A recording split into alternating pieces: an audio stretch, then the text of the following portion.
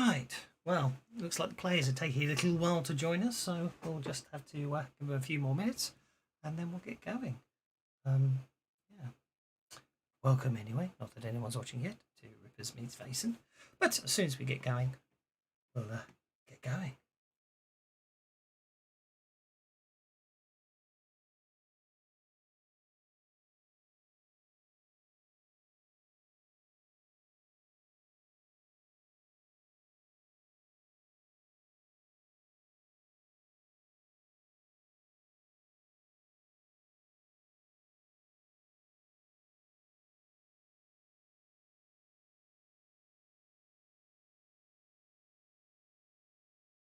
Sure, you'll be fine. I'd say £1,000. £1,000 is no small shakes.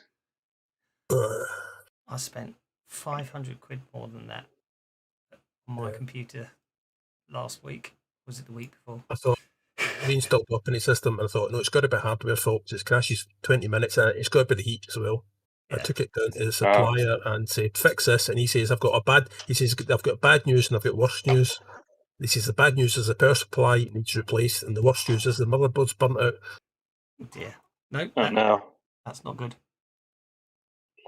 I'm slowly trying to ship a Theseus to my computer so it doesn't hit me all at once. Yeah. Just replacing bits and bobs as we go along. Up next is the motherboard, though. Down to that point. That's always going to be the no small scariest change. part of a computer. Is my sound fixed now? Yes. See, I realized I had no sound when you guys were wondering about a password, and I tried 4 times to key up, and you guys just kept talking over me. And it's like, oh, wait. Yes. Is anyone still waiting on the password? I'm in. For it anymore? I don't think so.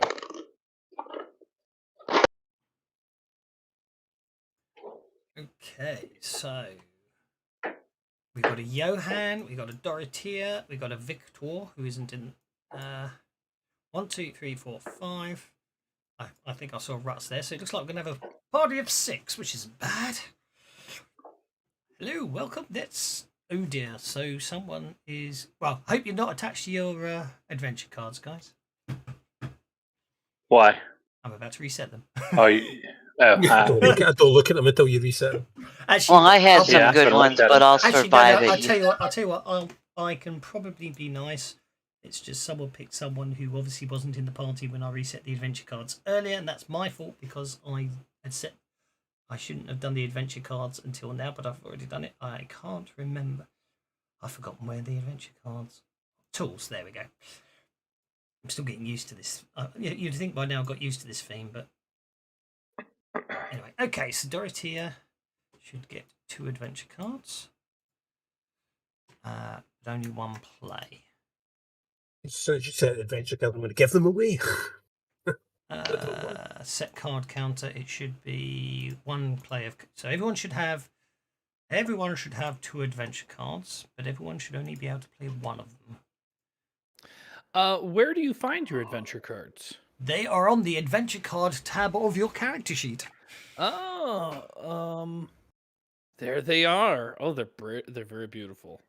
And you may need to load library-wise. I think I forgot to do the message of the day on this one. Logically speaking, module-wise, all you'll need the Suede Player's Guide, the Suede Adventures deck, and the Rippers Player's Guide. That should sort out any issues you have with links not working, and hopefully they're the only ones that are actually active. Although actually, I suspect that might not be the case on this one. Who wants Saints and Martyr? Because oh dear. Okay. Let me go another one. I'm going to turn everything off and then I'll turn on what you should need. So then you should only be worrying about the stuff you need to load. If that makes sense. Rippers Players Guide. Hopefully now if anyone goes into modules and they haven't got the modules loaded, they should only see 3 modules, not pages and pages of stuff. Yep. Yeah. It's the only thing I forget when basically to basically play this game. I'm doing one heck of a hack because we're basically playing a completely. I'm playing an adventure from a completely different system And so you have to use the universal module extension to let me actually load the modules in, which of course then means every module that I own becomes available to players, and I always forget to turn them on, so sorry about that. Okay, we have 6 players, and I think everyone should have 3 bennies each, which they do. I can reset the bennies without worrying about that, so that gives me my 6 bennies. Can I have 4, please? Because I'm special. You're special? Did you take the lucky? No. Edge? No, it's Fortune. Fortune favours the bulls, I believe. Gets you out. Ooh. Gotcha. Now that's it, because there's an effect for that now, isn't there? We should be able to just program it in, and I can't remember what it is. I think it might be that. Let's try that. There we go. Oh, look at that. See, that's magic in it. Program. Couldn't do that before. So I'll remember that in future, because now it'll work, you see. Because in square brackets, Benny +1, and it increases your default number of bennies. Okie dokie. I think we're all here. Everyone's here. Welcome everyone, and thank you for coming. I don't know about whether where you are, where I am. It's slightly melty, but anyway. My computer's not overheating too much. So, welcome back to the mythic north of Scandinavia for another game of Rippers and Vaesen, as I like to call it. Well, mash up 2 different settings. You are all members of the Order. It's basically a Rippers Lodge, and as always seems to be the case these days, you have been invited to an investigation. No, I can't use the reference manual because that will give me some interesting errors I noticed earlier. It's the mid. So basically, we're in the mid 19th century. It's sort of late 19th century, and this adventure is set in Sweden, and it's all to do with the logging industry. So so the huge sawmills with lots of workers are built on the coast. Timber's being treated and sold to other parts of the country or shipped abroad.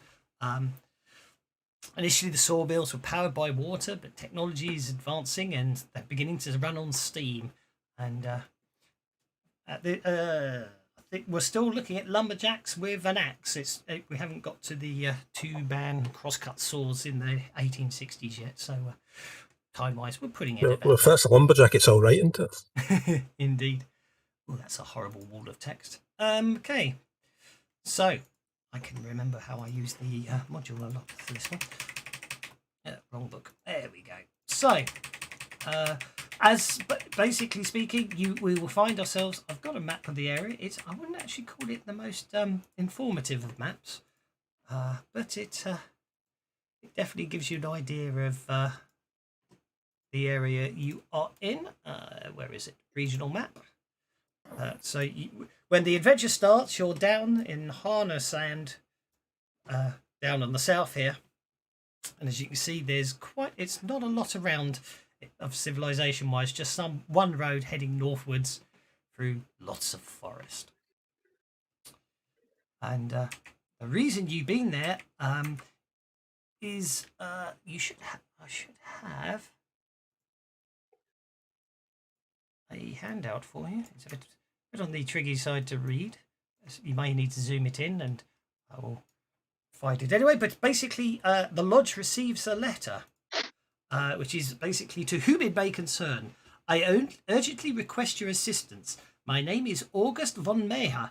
I'm a forest owner and industrialist, and own one of the largest sawmills in northern Sweden, located here in Härnösand, where I am working to modernise this region. To this end, I am procuring heavily forested tracts of land, heavily forested tracts of land, and employing large parts of the local population in said areas. Some time ago, 2 of my employees, Mr. Gottfried Hammerstrom and his assistant Niels Langerskold, were sent to a small village called Farnsta in north of Härnösand.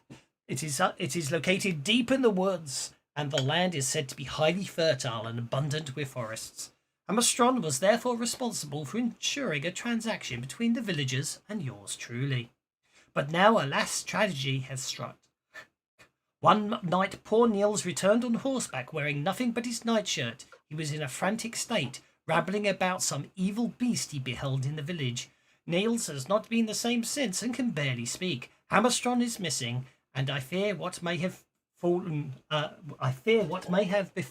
Lord Godfrey. I sense something is amiss. There is more to this place than meets the eye. That is why I am writing to you. I would like to enlist your services in uncovering the truth about what has happened to Hammerstrom and stopping the beast mentioned by Mr. Ligskold at any cost. You come very highly recommended, and your expertise would be invaluable in our current predicament. Should you accept this task, you will of course be richly rewarded. Please reply with utmost haste, for time is of the essence. I shall write for you in Hammersand and explain more and arrange for your trip to Farnstad. Sincerely, August von Meyer. So, that is what brought you north into Sweden, and when the adventure begins, you have arrived at Harnesand. The journey from Uppsala, which is where your base is, was a long one. It was first by train to Ang before taking a stagecoach to Harnesand. The day of the departure, it was warm in a sunny spring day, and the sound of the steam whistle fills the air in the station, along with the clouds of black smoke. It was a 24-hour train ride through the night, spent on board. The stately green trees of the Swedish countryside slide past on the windows, and the lingering snow can be glimpsed on the mountain tops as the train continued further and further north. Ang was currently as far as the railroad goes from the southern Sweden, and the journey continued by stagecoach for another 2 days, with overnight stops along the way. The air here is crisper and cooler than in Uppsala, and the flowing of the brooks is heard outside. The closeness to nature is felt throughout the whole of your bodies. Finally, when you arrived in Hammersand, you find von Meyer's sawmill located where the Angerman River flows into the Bothnian Sea, and see several cargo ships being loaded with timber, as well as a huge number of logs being floated down the river. The sawmill is a modern steam-powered facility, and the loud roar of the steam engine blends with the sound of numerous toiling workers. You are greeted by the elegant von Meyer, who asks whether you had a pleasant journey and offers you something to eat. He guides you to his well-furnished office, and basically is ready to answer any questions you may have. So, but before we ask the questions, I think what we should do is have some character introductions. So if we go across the board from left to right, we'll start with Rut. Who actually, I haven't heard talk yet. Yes, hello. I am Rut. Rut Anglund. I am a manservant and ready to help and serve those who need.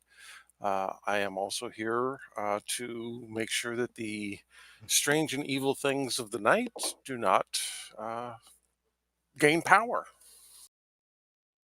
Thank you very much. Anders.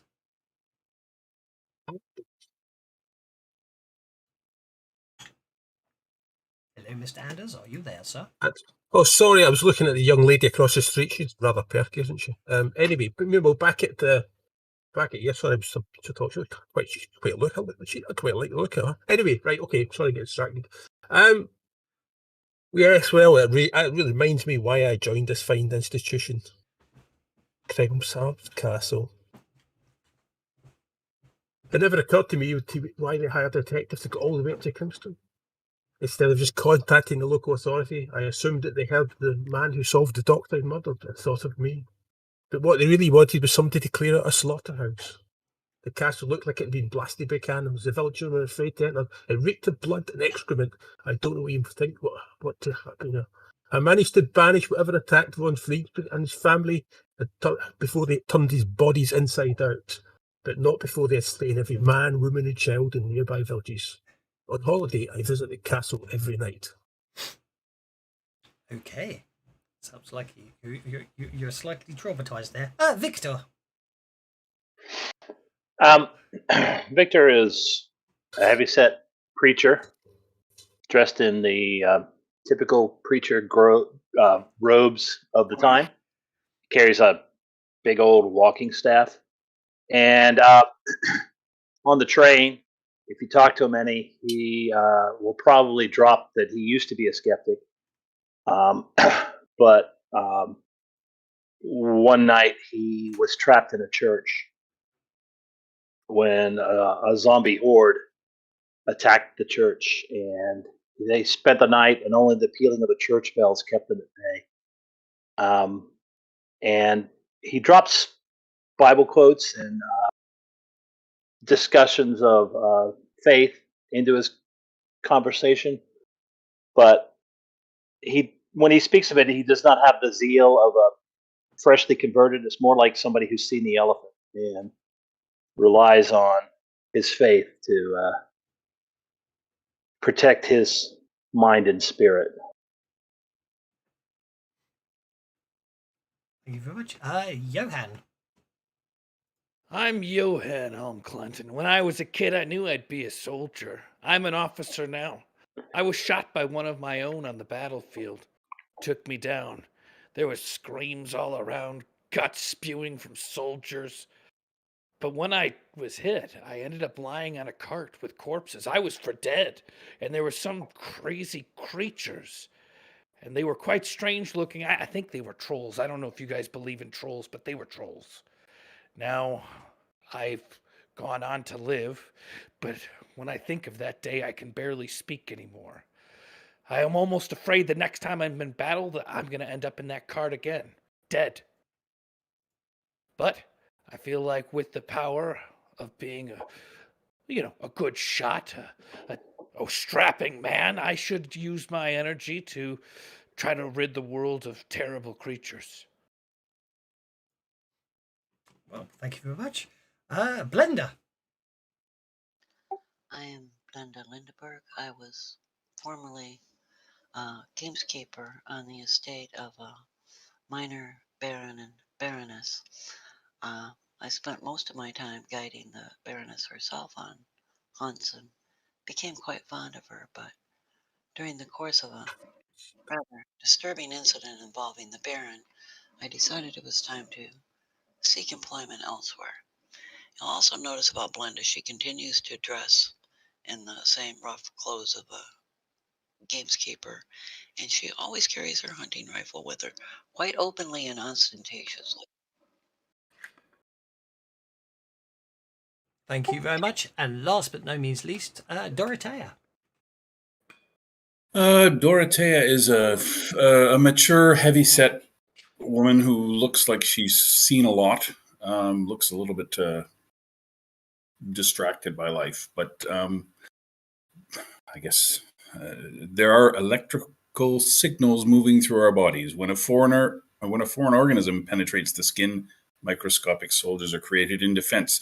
The brain can remember more things than anyone could possibly write down in a lifetime. These wonders, they take place every second. Yet my colleagues continue to question the existence of supernatural beings. I was forced to retract my statements under humiliating circumstances in order to retain my right to practice. I know that the creature I dissected during my business trip to Rovaniemi in northern Finland was not one of God's creatures. My oath as a doctor to help and protect my fellow man includes the threats of hell. Helps to unmute myself. Well, thank you very much. Well, now you all know about each other. I suspect finding yourself in the same room as the person who's brought you all here, you may well have questions to ask. So, over to you guys. Well, how long ago did these incidents occur? Well, that's a very good question. Hamstrung and Linskold were tasked with purchasing land on my behalf, and they left for Farnster 2 weeks ago. And so then, of course, and then it was less. They were there for less than a week before Niels returned in his current state. It's most disturbing.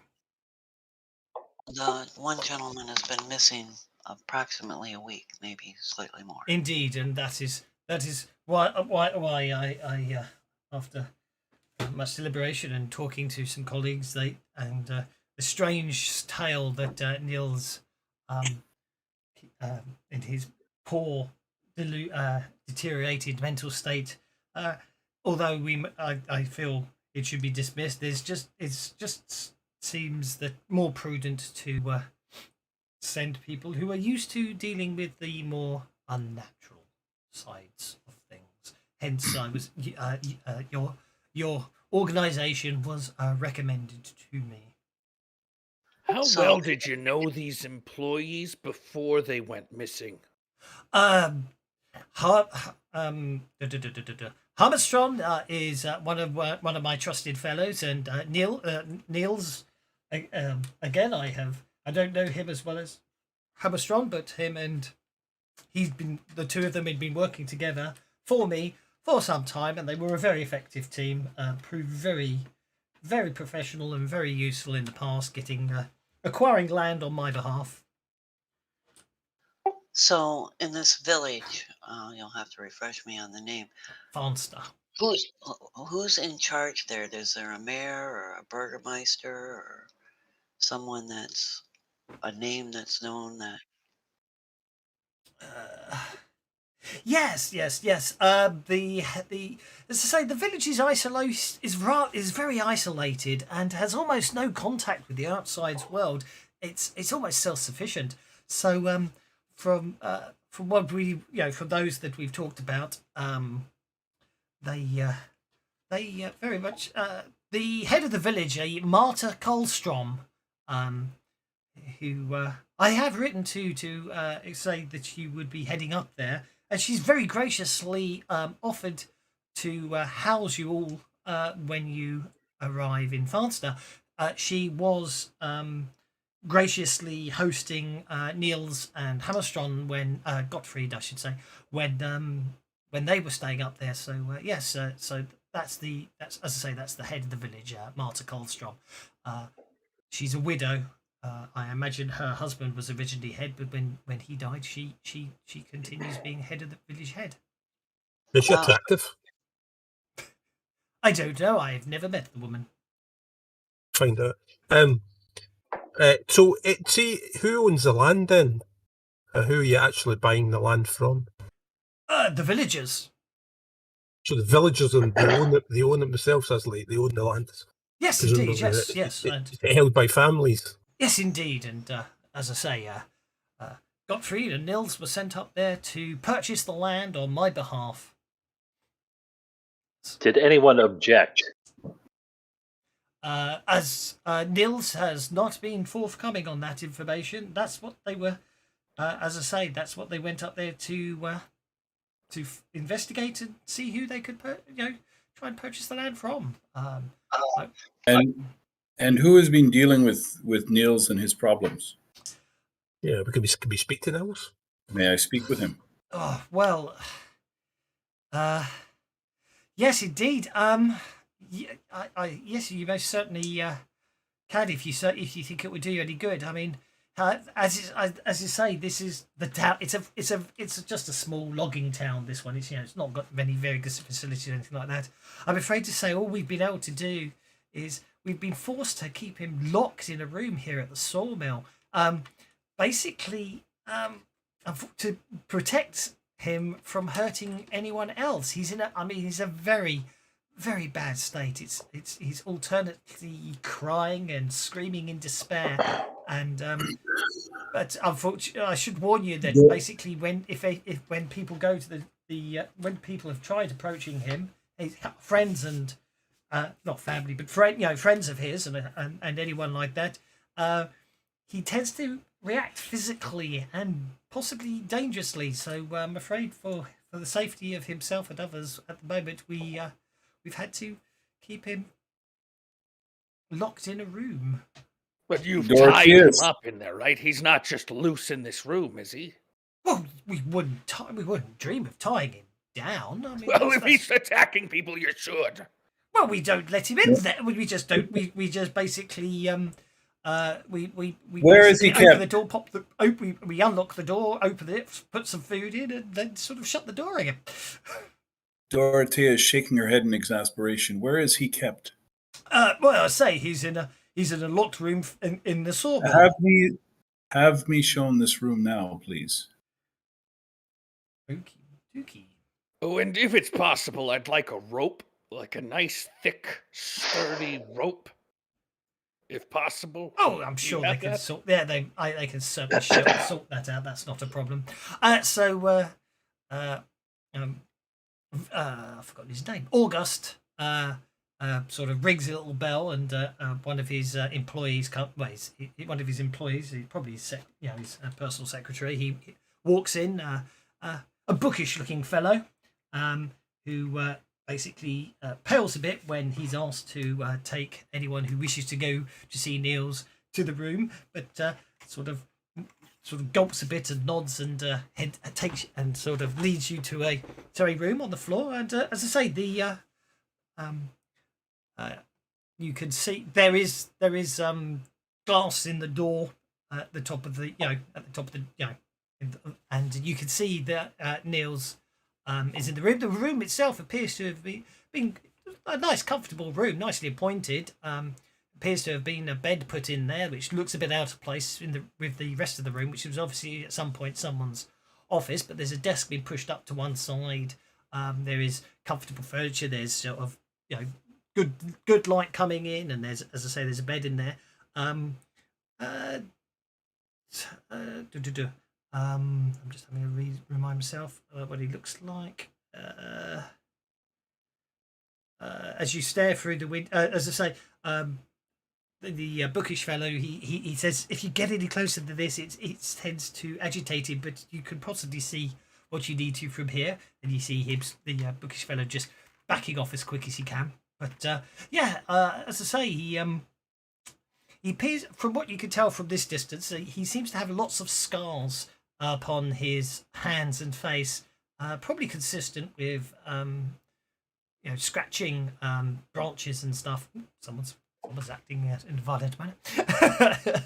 And he's very thin, and appears to, and apparently he's very thin, and you can see what appears to be quite a lot of sort of uneaten food sort of slightly going off inside the room.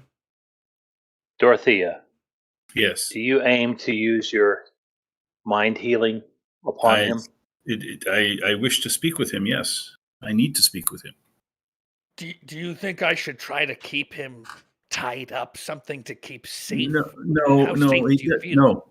no. I will be safe. I'm sure of it.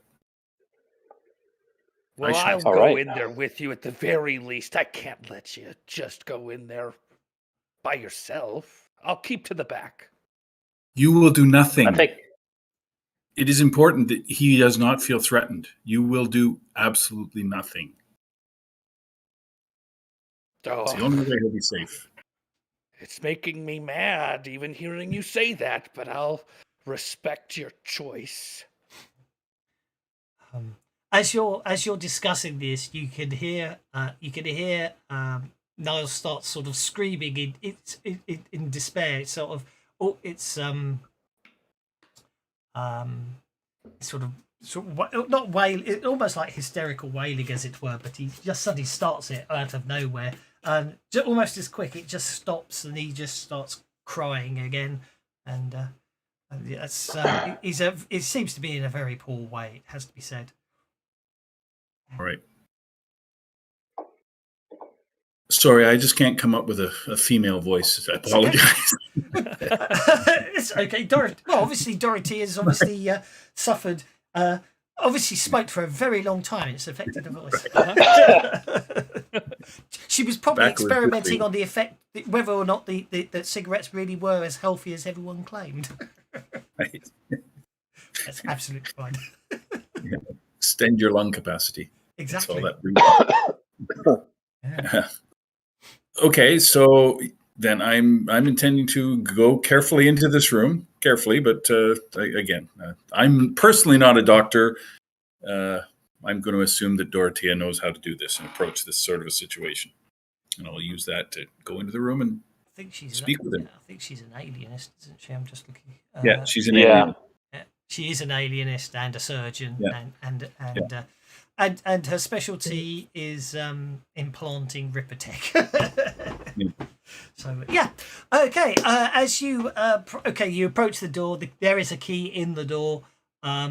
As you approach the door, Noel suddenly suddenly stops crying and his head snaps instantly to the door and watches you with wide eyes as you approach it. And he starts sort of shaking and back and forth and shaking his head vigorously left to right as you reach the door. Well, again, as I say, I'll come to there and I'll start speaking quietly to him in my most calming voice and see whether I can work my way into the room. Aware of my own safety, but far more concerned about his, if that makes sense. Indeed. Okay, so basically, let's have a. I'm going to say let's have a persuasion check as you are talking to him as you open the door. Okay. Oh! I thought that was going to be an ace there, but a 4's good enough. You see his hand balling up, and he seems to be getting more and more angry as you open the door and step in. But your soft voice does appear to sort of mollify him slightly, and you see him unclenching all his muscles, and he just starts rambling. It's very hard to make it out, but it just seems to be about the big black beast, the red eyes. Chasing me from the village. So big it was. And then he starts raving again. All right. Well, is this healing now to kind of Yes, improve his make a healing roll. mental? Yes. See whether I can. Oh wow! Look at that. Your diagnosis is he's suffering from severe shock. And obviously you get the distinct impression that something truly traumatic happened to him, and his mind has obviously closed off parts of it in a desperate attempt to protect his sanity, and probably with time and expert treatment, some semblance of normality will return. Although unfortunately, you don't think you will have that time to do that now, as it were. But so you think you are someone you feel quite confident that you could possibly help this man with enough time and Okay. Well, I'll at least set the foundations. I'll calm him as much as I can. Indeed. And start him on that path to healing. And also, in the meanwhile, if I can work in comfortably some more questions about this creature that he saw and anything where I can work out details at all. A creature, yes, it's the dark beast. The dark beast. The eyes, the dark beast. And to be honest, that's all you tend to get out of him. That it was dark and it was big. And it had red eyes, which is really amusing because all the illustrations of it later on, it has yellow eyes, but that's by the by. It's obviously part of his mental. It's obviously part of the problem. When you see it, you see red eyes, even though they're really yellow. But that definitely seems to be the main cause of his his mental break, as it were.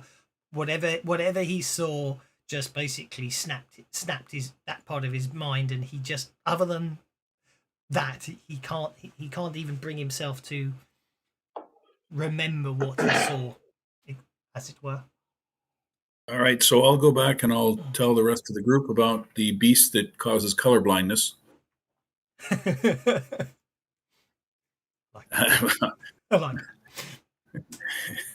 So I mean, in my understanding and experience, does this give me any clues or thoughts as to what we might be looking at or what we might be facing here? Well, again, obviously, you're definitely of the opinion that he ran into something that the medical foundation made you you get the definite impression that this chap here would be able to, if you could ever get him sane again, would be able to help validate the papers you were forced to withdraw about the other world, as it were. I mean, to be honest, by now I think you guys, Dorothea, you've experienced it and seen it for yourself, but he may be a good help in proof. He's definitely seen something that is not of the natural world, in your opinion. Medically speaking, other than his mind and malnutrition, in your opinion, he's possibly unhurt. As I say, he is covered in scratches, but in your opinion, they're probably caused by branches. Okay, so they're more surface wounds that'll recover in the next. Exactly. Yeah. Your main concern is he does appear very malnourished as well. Okay. Well, I will make sure then that whatever they're feeding him is appropriately good nutrition. Because who knows? When we're dealing with a logging camp, they might have been giving him a diet of only one thing. Well, indeed. The only other thing I would say, in your medical opinion and your expert opinion, is if whatever caused Niels' mind to snap is real and not some sort of mental break he's constructed in his own mind, then Gottfried as a Hammerstrom could be in a lot of danger. Mm-hmm. Or worse. Yeah. Well, that's the next step. Okay. All right. Well, I will do everything I can to arrange the appropriate care for him, because my expectation is we're going to be heading north. But I want to make sure he's looked after properly here before we go. Indeed. As you sort of walk out, locking the door again, he starts to do the growling again, and then bursts into tears. He's a sorry state, unfortunately. All right. I'll turn back and I'll just tell him I will be back. You're not forgotten. What, if anything, are the rest of you doing? Well, Johan and Dorothea were. I'm pacing quietly right in front of the door, just trying to make sure everything's okay. Like I'm expecting her to be attacked, despite the fact that she wasn't. No, that's absolutely fine. Make it a cult roll, Rut.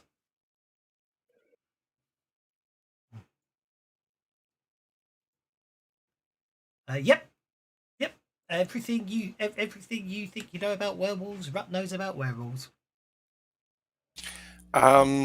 It sounds kind of like he's describing a werewolf, a man that changes form into a wolf. Sometimes voluntarily, usually not. Did he have any bite marks? No. He has no wounds to his body. All the wounds are to his mind. And having experienced a similar attack, I can understand why he might have slipped a little bit.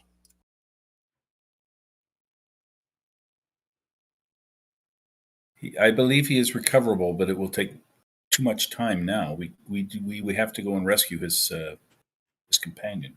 Oh, absolutely. Now, I don't want to sound crazy, but is it possible he caught werewolfism? Is that what it's called? Could he catch it? Could he be It a is werewolf? We just don't know catchable, it? but usually you have to have taken a wound from the creature in order to catch it. All right, so we're not leaving a possible werewolf in this small town. That would be my presumption, yes. I think he simply saw it in the night, freaked out, and left. All right.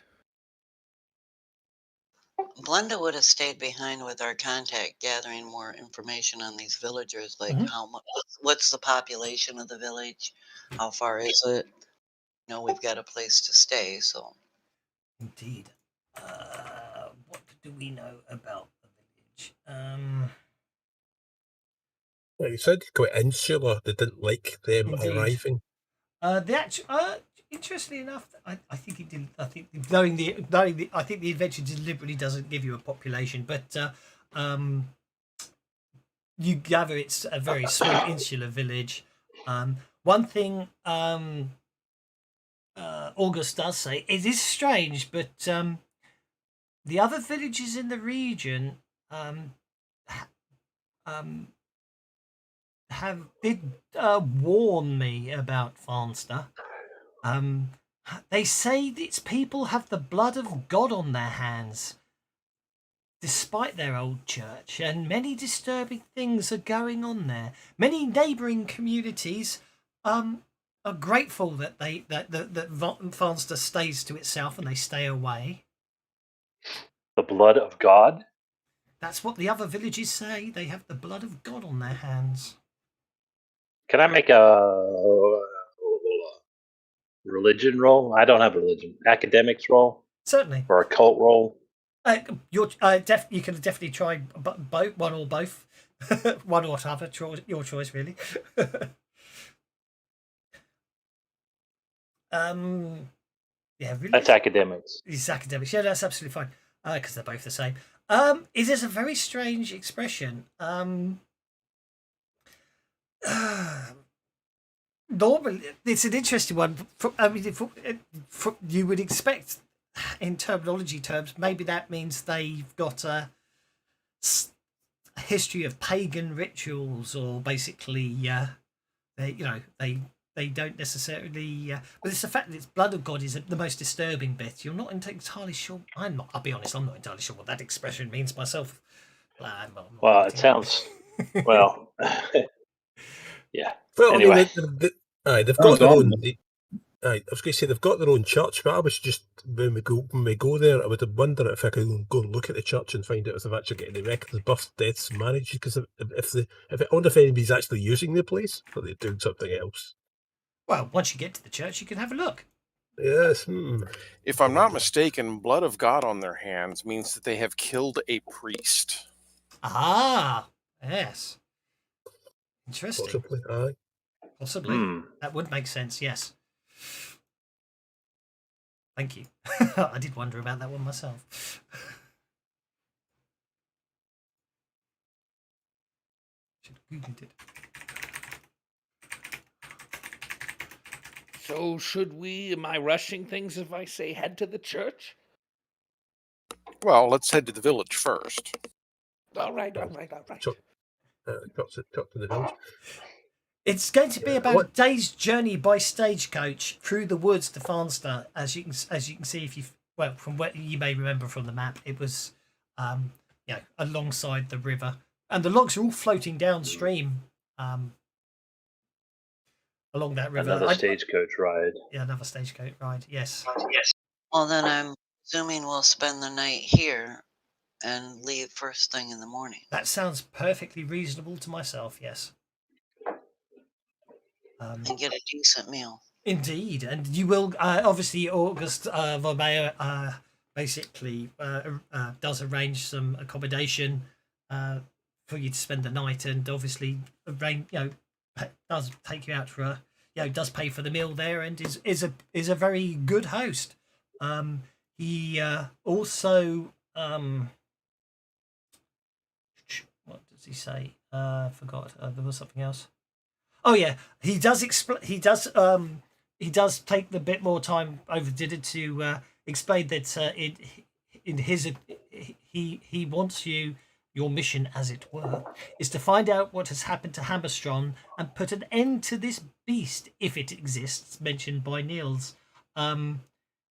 Obviously, he doesn't say it out. He doesn't actually spell it out, but you definitely get the idea that if you could also sort of take over the task as seeing the sales deal through, that may well get an additional reward from him. But as I say, in his credit, he does seem to care more about finding out what's happened to Hammerstrom, and if this beast does exist, dealing with it. I suspect the latter one's probably about it's very hard to do business. Is there something out there? But he does seem genuinely concerned about Hammerstrom, and obviously, Surely if we do the same thing, if we turn up and say, "Oh, we want to buy the land," who do we buy the land off? And that should piss off the same people that they pissed off.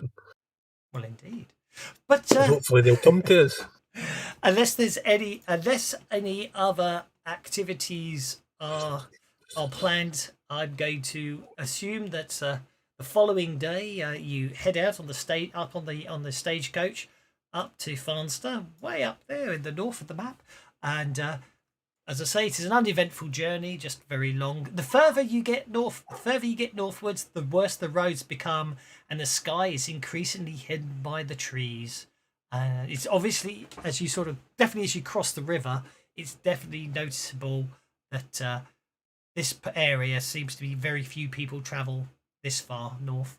And the sun's already set when you arrive in Farnster, but the tower of the old stone church that appears to be early Middle Ages can still be glimpsed in the moonlight. It's the only stone building in the village, whose cabins and houses seem to be exclusively made of wood. The rest of the village is not much to look at, with houses for the villagers, a modest general store, and a post office. A simple hall, and the stagecoach rolls deeper into the village, and near the end of the high road you can see the sawmill by the Farnster stream. Before the coach turns off towards Marta Kellstrom's house, a beautifully ornamented building whose lumber is a testament to its age. So there you go. I do believe I have a picture. No, that's a map of the church. I do believe I have a picture of the church somewhere. Yep, there you go. So there's your view of the church. Nice. Obviously, you're coming in on the road that's sort of at the back of the, because the view's the opposite way round to the way you see it. Obviously, you're coming up the road looking to the graveyard. This is if something or someone was in the graveyard watching you arrive, but I'm sure I wouldn't worry about that. I should have. That's an interesting typo in the original module. I can fix it though. And I'm trying to see if I should have a map of the village, which I do. Oh, it's night time when you arrive, isn't it? Yeah, a host could be rather nice. So let's go through the routine. Let's take the wedding ring off and make sure my hair's combed. I mean, it's far from civilization. Nobody's going to find out. So there's a nice map of the village.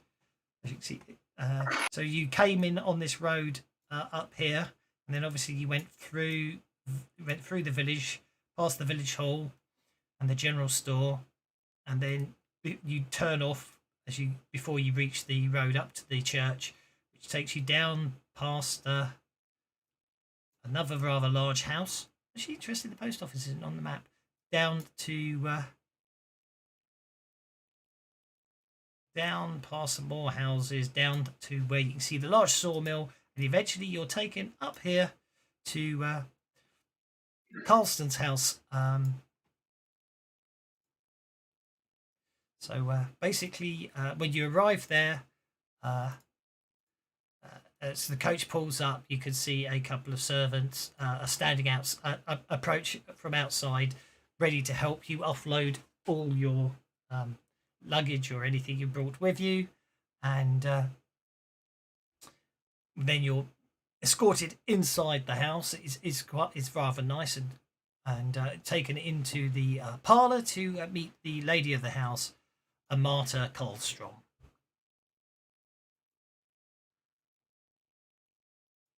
And yeah,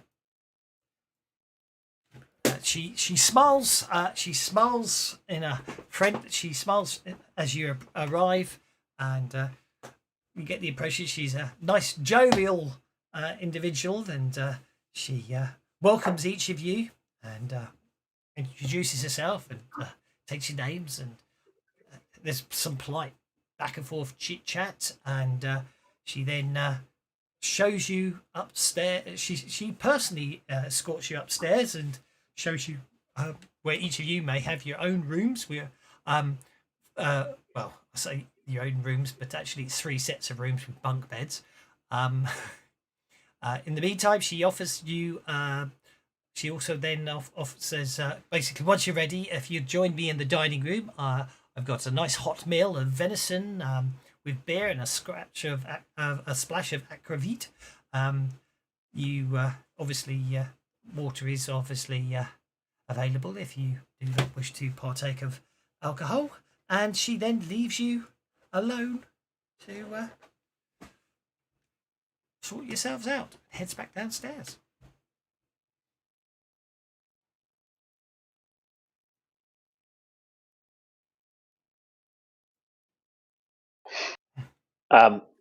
Well, I will begin sorting myself out.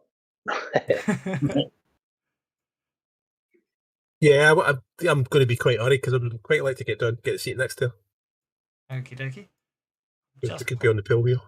Just popping you on the map in the house in case you want to split up and investigate separately. Oh, heck. But we'll worry about that later. Okay. Yes, so assuming everyone, unless anyone wishes to do anything otherwise, you'll be escorted downstairs. Yeah, no, you can take, not escorted, sorry. Someone was about to say, there. And I talked over them. I was thinking I would take a quick look around in there, but I'd like to do a stealth roll so I'm not really noticed. Certainly. To just kind of check the rooms to see if anything's... I guess, I don't know if that would be a notice roll, but I also want to do it stealthily. Well, which room? The room you're in, or... I'd kind of like to sneak around the house if that's possible. I would say that's possibly easier at night when people are in bed, or possibly during the day where she may well be down at the sawmill. But I would say you could certainly do that. But I wouldn't necessarily do it right now when everyone's just arrived and obviously there's much activity going on. But you could give it a go if you want. I'm not going to get too far into things. I just kind of want to make sure there's nothing like obvious, any obvious oddities in the next rooms. Well, you do appear, as I say, you do appear to be staying in what appears to be the sort of servants' quarters of the house. So you're up on the top floor. So obviously searching around. Be my guest to make a stealth roll to see if you'll notice as you wander around there.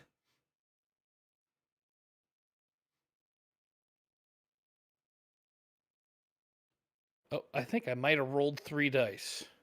No, I think you got a raise. So you got a 6, so it exploded and rolled a second. That's all. So yeah, that's fine. So yeah, because basically, it would have rolled 3d6 because you rolled your d6, your wild dice, and then because your wild dice was a 6, it exploded and it rolls itself again automatically to give you. Oh, that's why the 3rd came up there. So it was a good roll. It's a very good roll. You got a normal success is a 4, and you got a raise, which basically means it's an extra good roll. So yes, you're able to sort of move around the top floor of the property without any problems at all. A couple of times you hear one of the other servants moving around, but you're able to avoid them, and you don't find anything untowards on this floor of the house. It just appears to be some servants' quarters. There's a couple more empty rooms up there, and you find the rooms of the 2 servants, one that other rooms there, and as I say, the other 3 rooms are being taken up by yourselves. But yep, it seemed this level of the floor seems perfectly normal with nothing to worry about. Definitely no werewolves hiding behind the doors or anything like that. And no kidnapped or hostages or any of the sorts. Nothing. That sounds fine to me. Nothing to give you any cause for concern on that note. No. All right, then I'll go back to the table and get ready. Wonderful stuff. Okay. Meantime, it sounds like Anders is already headed downstairs to be talking to Marta. So she, as I say, she's a jovial and polite host, and positively happy to play the host and entertain the guests to the village. I'll join them soon after. It won't take me much longer. No problem at all. Blenda would have gone down as soon as she dumped her valise in her room. Yes. Still with her gun because she always carries it. She's waiting for somebody to comment on it. But she's kind of curious as to how much our hostess knows about the other agents that were sent before us. That they'd gone. That one was missing and one had quite lost his mind. And we haven't ruled out that she's involved just because she's playing hostess. Indeed. In hindsight, I think I gave you a wrong bit of information about that Niels and Hammerstrom were staying with her. I don't believe they were. I believe they were staying in separate accommodation. I think when they, I think they rented a house from her or something rather than actually staying with her, because of something about what she says later on. So that's fine. But I think it could just be a contradiction in the adventure itself. So, but oh baby, I would say actually no. They were probably staying in. In fact, actually, I take it back. Sorry, I'll retcon that. Thinking about it. One thing Johan does find when he's sneaking around, you do find what appears to be the room that Hammerstrom and Niels were staying in, which appears to be one of the other servants' quarters. All of their stuff still seems to be in that room, untouched, as far as you can tell. You know what I mean? It's not been ransacked or anything like that. We're going to retcon it that way instead. And I'll leave those things alone. I don't take anything. No, I'm not saying you do, but obviously you may well. I notice. You notice, and you may well have gone through to make sure you didn't find anything. Tell you what, if you drop that into a question later on, and she says, I don't know who those people are. I've never seen them. That's a perfect. Hello. But Marta, in the meantime, is it sort of basically explains. It's quite the convivial host, and she explains how the village has always been close to nature, and the surrounding forest is something they're all proud of, and obviously she's more than happy to provide any information about any of the locations in the village. She and her family have lived here for generations, and when in fact you did ask her about Hammerstrom, she does reply that he did come to see her at her office in the sawmill. He was very professional in the fact that when they were staying, all the business was conducted in business hours, as it were. He did come to see me at the sawmill, and he wanted me to sell my sawmill.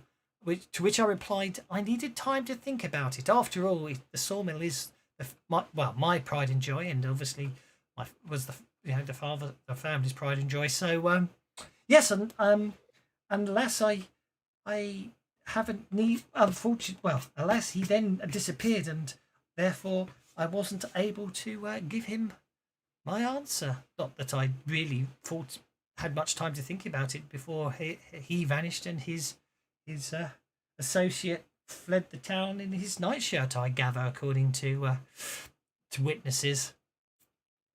Have you thought about it since then?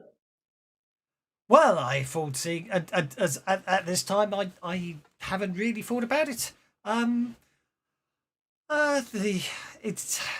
The price would have to be good, and I would be very reluctant to sell, I think, is the truth of the matter. How many other people in your family are still alive and are a part of this decision-making process? Just myself.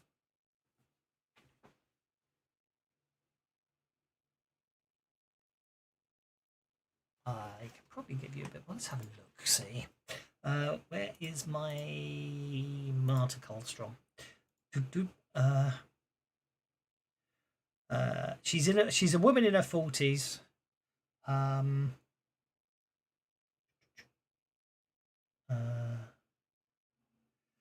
Marta wears blonde hair in a neat bun. Her voice and commanding presence can straighten any back. Oh, she's unmarried and has been for a long time. So, yeah, that's the sort of information. Yeah, you get out of her that she's unmarried and has no interest in doing so, or sees no need to. Other people are just a distraction. Well, I roll persuasion to see if I make an arse of myself. Okay. Saying, well, she is single. I mean, doesn't she want to have a strong man about the house? Go for it. It's a habit. Well, she just. I mean, obviously there will be modifiers on that, given that she's a committed spinster. So she does sort of give you a cold, hard look, and very much of the opinion. It's like, actually, you're Anders, aren't you? Yes. As I said, Mr. Anders. As I said, Mr. Anders, I have no interest in marrying other people. Oh, I didn't. Did I not turn on the test extension? Not to worry. She comes across very intimidating to you there. Not that you saw the result, but anyway.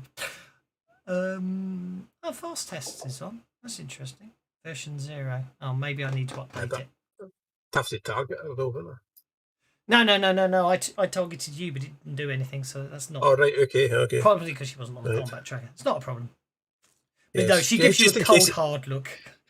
Yeah, just in case his quirk critically failed and it was going to cause a bit of a scandal. No, that's absolutely fine. But yes. But as I say, I mean, she's a hostess. If there's any other questions anyone wishes to ask, she's I've got a happy question. to answer them. Yes. When's the last time someone went missing? Well, that's a good question.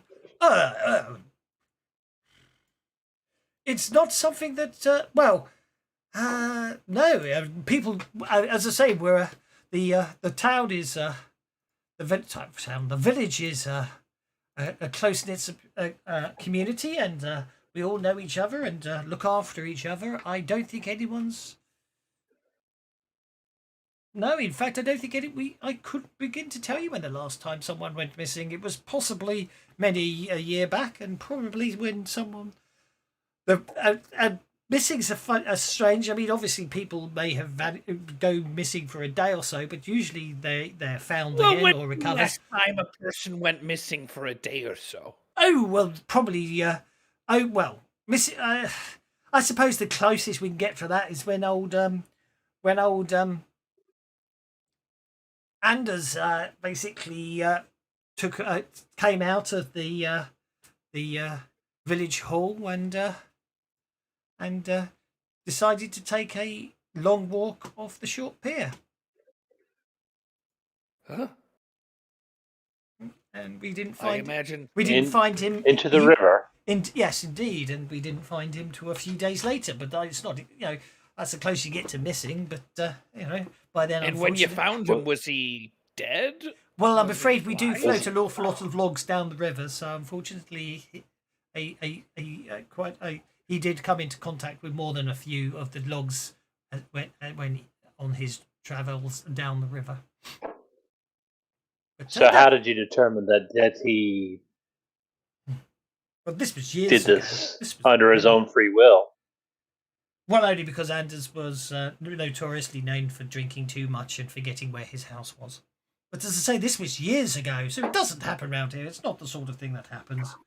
I suspect you'll find that Mr. Hallstrom just went wandering off in the forest and basically probably will turn up, find him in another village, or unfortunately he won't if he doesn't know how to survive.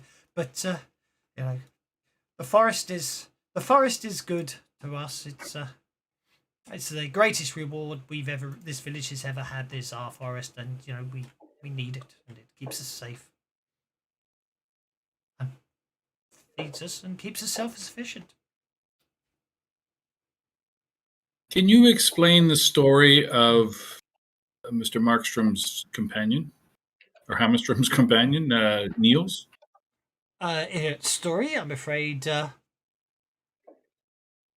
I don't follow. What story is this? Are you unfamiliar with what's happened to him?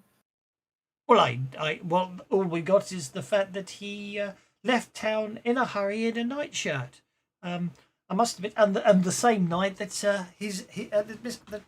Hammerstrom vanished. I mean, I suppose we could assume the worst, and that Niels had played a role in Mr. Hammerstrom's disappearance. But they seem to be good friends. I don't believe that could be a concern. Why? Is there something else that of which you are referring? Well, he did turn up, and he says that he was chased by a huge creature with glowing eyes. from your village. Marta looks a little taken back by this and shocked and says, "Really? Well, you notice she does say the next bit in a whisper. Local legend does tell of a large beast guarding the church. It is said to be quick and strong, more agile and dangerous than a wolf, with glowing red eyes. And those that seek to damage holy ground end up in its maw." Why would they wish to damage holy ground? Well, as I say, I'm not saying they did. That's just our local legend about a creature. Logically speaking, of course, if that tale was really true, a creature along those lines would surely obey someone who has ties to such a place. And I imagine if someone was using it for their own ends, I suppose they could. Yes, I suppose it's possible that someone could have been controls the creature for its own ends. Do people go to this church? Is it still like up and running? Oh, indeed. Yes. Ingvar Nystrom is our padre or vicar or what? I can't remember. I know I think they're not Catholic, are they, in Sweden? I don't, that's a rule, but mind you, they might have been back. Yeah, they wouldn't have been back then. So, but anyway, the priest. We'll call him a priest anyway because we're not really worrying too much about religion, as it were. It's sort of. It's his fantasy game, and rather we don't want to get into all that. He's been the priest for many decades, and he, funny enough, actually, thinking about it, now you mention it, that is possibly the only other time someone went missing. As I say, he's been our family. He's been the fastest priest for many decades. He came here after he finished his ecclesiastical studies as a young man, and shouldered the responsibilities of being our priest since his predecessor tragically disappeared in the forest under mysterious circumstances. But as I say, that was decades ago. So in answer to your earlier question, Mr. Anders, I suppose that would be the last time someone went missing, Ingvar's predecessor. But as I say, he's an old man now, but he's a very good listener and a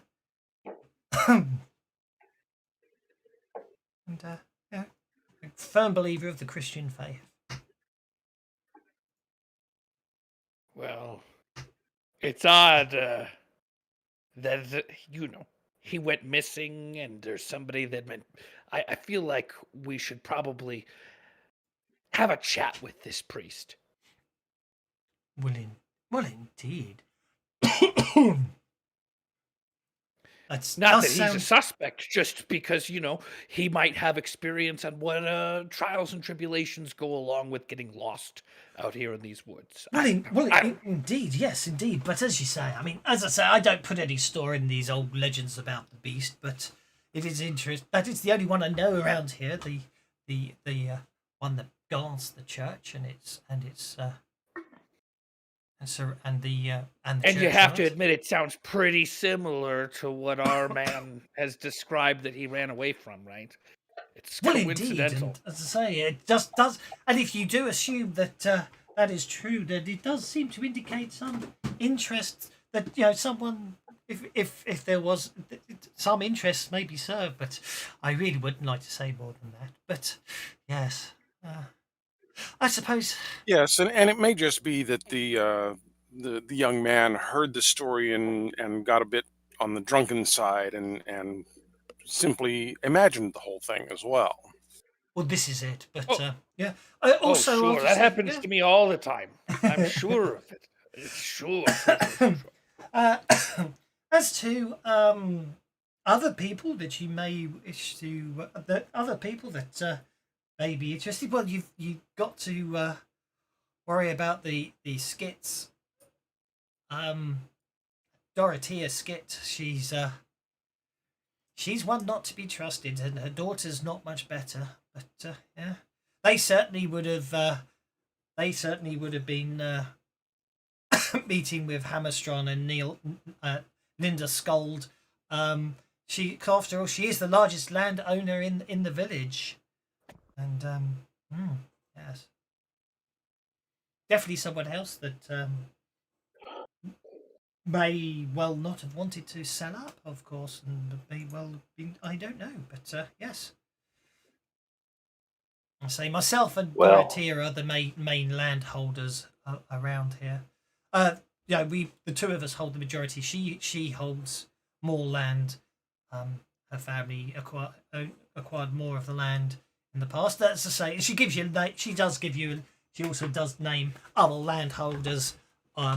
Most of them hold enough of the village that you need to get a couple of them on board, along with if you got a couple of those and then Martyr's land, or a couple of those and then sort of sorry, if you got 3 or 4 of them and Martyr's land, you'd probably own more than half the village.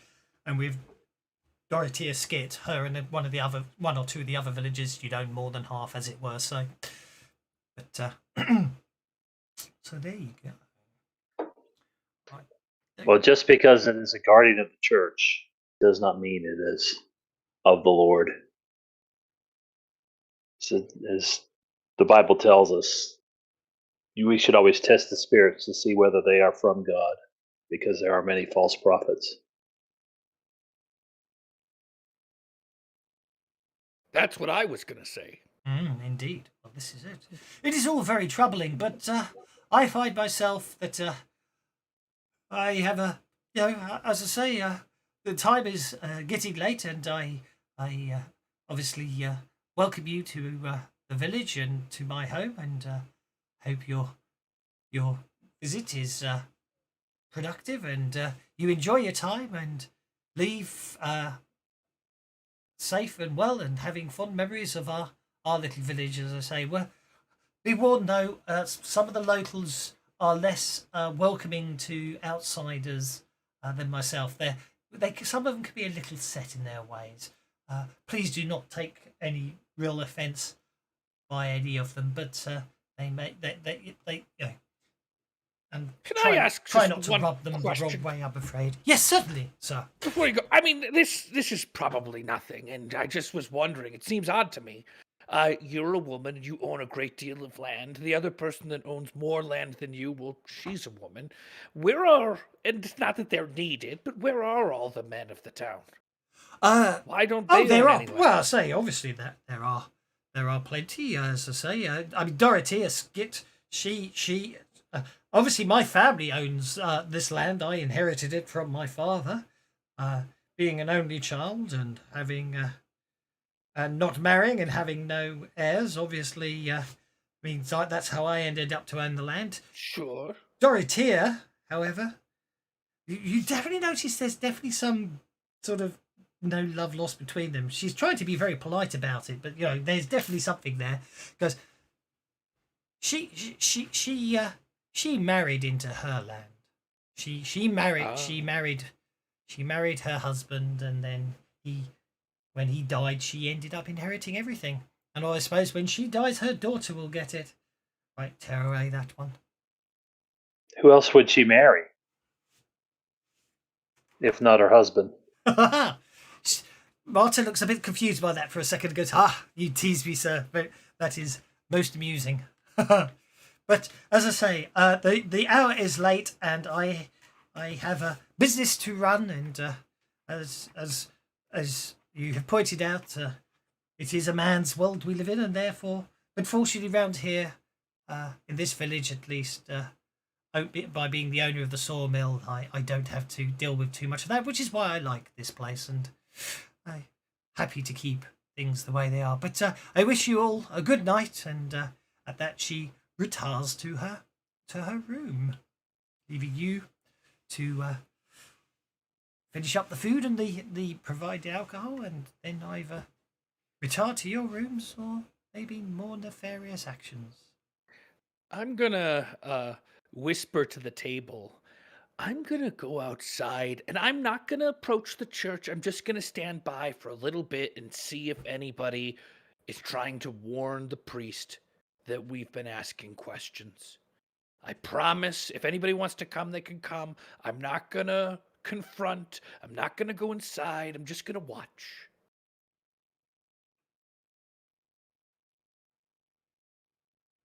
Rudd will go along, but he wants to actually approach the church and pay his respects to the dead. I just want to get Well- in normal visiting hours and have a look at the paperwork, really.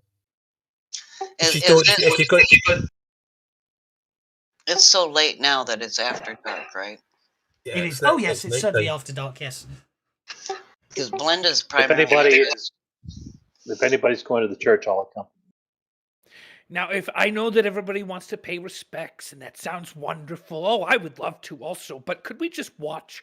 I have this sneaking suspicion that somebody's going to go there to tell that priest of the things that we were discussing. So if we could just give a moment or two to just survey the land, that would mean a lot to me. Well, if that's what you wish to do, that's fine by me. Well, I must admit, it's a good question. You've piqued my curiosity. I have put you on the map so you are able to traverse the village. Well, Blenda's going to announce that she's going out for a walk and a bit of a constitution before she retires. The fresh air will help her sleep. She'll accompany you just for safety's sake, but So I'm not that familiar. Can I not take the road and kind of go behind these buildings to kind of look at the church from the trees? You Does certainly that, can do so does if that you so change the wish. map? No, no. All right. Well, that's the path that I was going to take, and I'd Yeah. like to do it with stealth. I don't know if I need to roll that or. Oh, if be that's- my guest. Roll, make your stealth rolls. If you wish Blenda to would act stay with him because apparently this guy hasn't been much in the deep forest, and even if there's not supernatural beasties out there, there's beasties out there, and I will come along. Again, I have my gun, and this is what she does. Forest. How wet is the ground? How much mud and dirt is Rut getting on his shoes? It's spring, so it's spring, but the night dew won't. The moisture in the air won't be settling yet for night dew. It's going to be dusty rather than muddy. Okay, dust is mostly acceptable. It's fairly easy to clean off as opposed to mud. Mhm. So Rut will basically be walking the road, probably towards the Okay. edge of the northern edge of the road, and just casually strolling along, kind of just looking to see if there's anything interesting to see as he approaches the church from the front. Okay. I think I'm going to make a kerfuffle. So I'm going to talk to Rut about stargazing. Be my guest. And I'm going to use that as a support role on somebody else's stealth roll. Look at me, don't look at him, look at me. Go for it. Blenda, are you just walking or are you moving stealthily? I'm moving stealthily because Johan's going to wander around the forest in the dark. Somebody's going to make sure he don't get himself chewed up by, bears or actual wolves. Well, let's have a stealth check from you as well then. I can take +2 on that. Oh, I'll Benny at one time. Yeah, that ain't Oh happening. dear. That's absolutely fine. Okie dokie. That's fine. So we got a 6 on your stealth, and we've got a 3 on your. We got 6 on Johan's stealth and a 3 on. Okay, that's fine. Well, can I ask? I have a skill that I'm not 100% familiar with, Yes. and it is a command. Is it possible? It says it adds +1 to spirit. Also, that doesn't help at all. Never mind. Command. That's Johan, isn't it? Yeah. I was thinking that the +1 would go for different roles, but I don't think spirit helps with. No. Command. Basically, command's very useful in combat when basically you've got this commanding edge, and obviously when you see one of your fellows faltering in combat, you give them a bonus to recover. Basically, it gives them a +1 to recover from being. Yeah, shaken. that makes sense. I had seen it earlier, but I didn't do Yeah. proper investigation on what it did. It's absolutely fine. What's your righteous flurry do? Oh yeah, does that kick in? Cool. Someone's updated all your characters. You can tell someone's played Johan before. His combat tab's full of. Yeah, I've got a missing eye. I don't know if that's from the character himself. Oh, yes. Or if that was no, something that's bad fine. that happened in the previous Can I have notice checks from Blenda and Johan as you head through the woods, please? So just remember that their stealth is at, or somebody's stealth is at +2 to them. That's absolutely fine. Thank you very much. Yes, I know. Don't worry. I did factor that in. So that's absolutely fine. So you're watching the church. It all seems very quiet. Meantime, Anders and Rut are walking this way. Victor and Dorothea, what are you up to?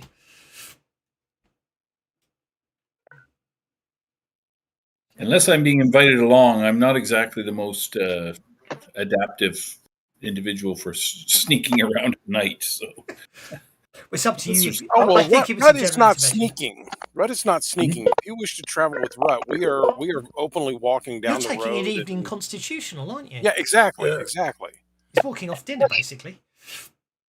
And All that's right. what Blenda's doing, but she's doing it along the edge of the forest because that's where she's comfortable. Indeed. There's something wrong with this forest because, unlike any other forest you've been in, this forest seems to put twigs under your feet that snap when you're trying to move quietly. And I think my rifle, my hunting rifle, caught on a branch I didn't see, and I'm like I think cussing. so. Indeed. Yeah, you're not used to this forest. It's weird. Indeed.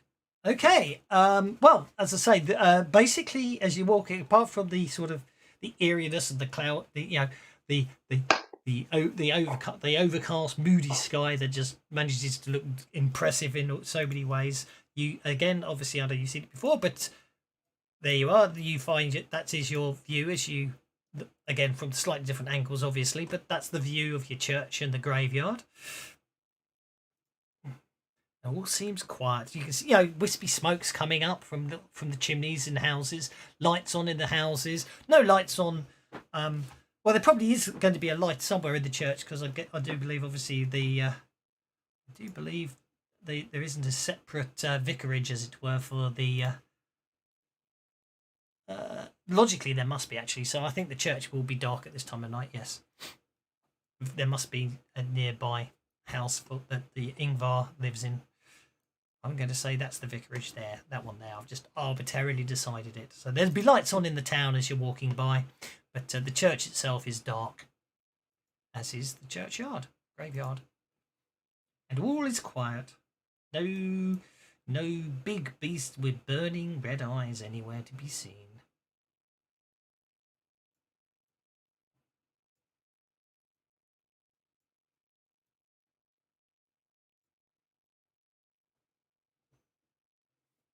As Rut goes past the corner of the church here, he is going to Johan is place going his hand to- upon the wall and kind of drag it along as he walks around the corner, just to kind of get a feel for the stone, as it were. Have a notice check, please.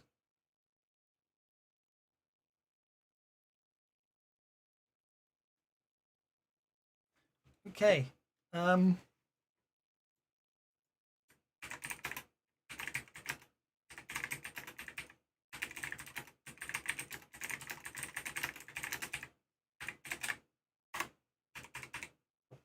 That's Rut, isn't it? There you go.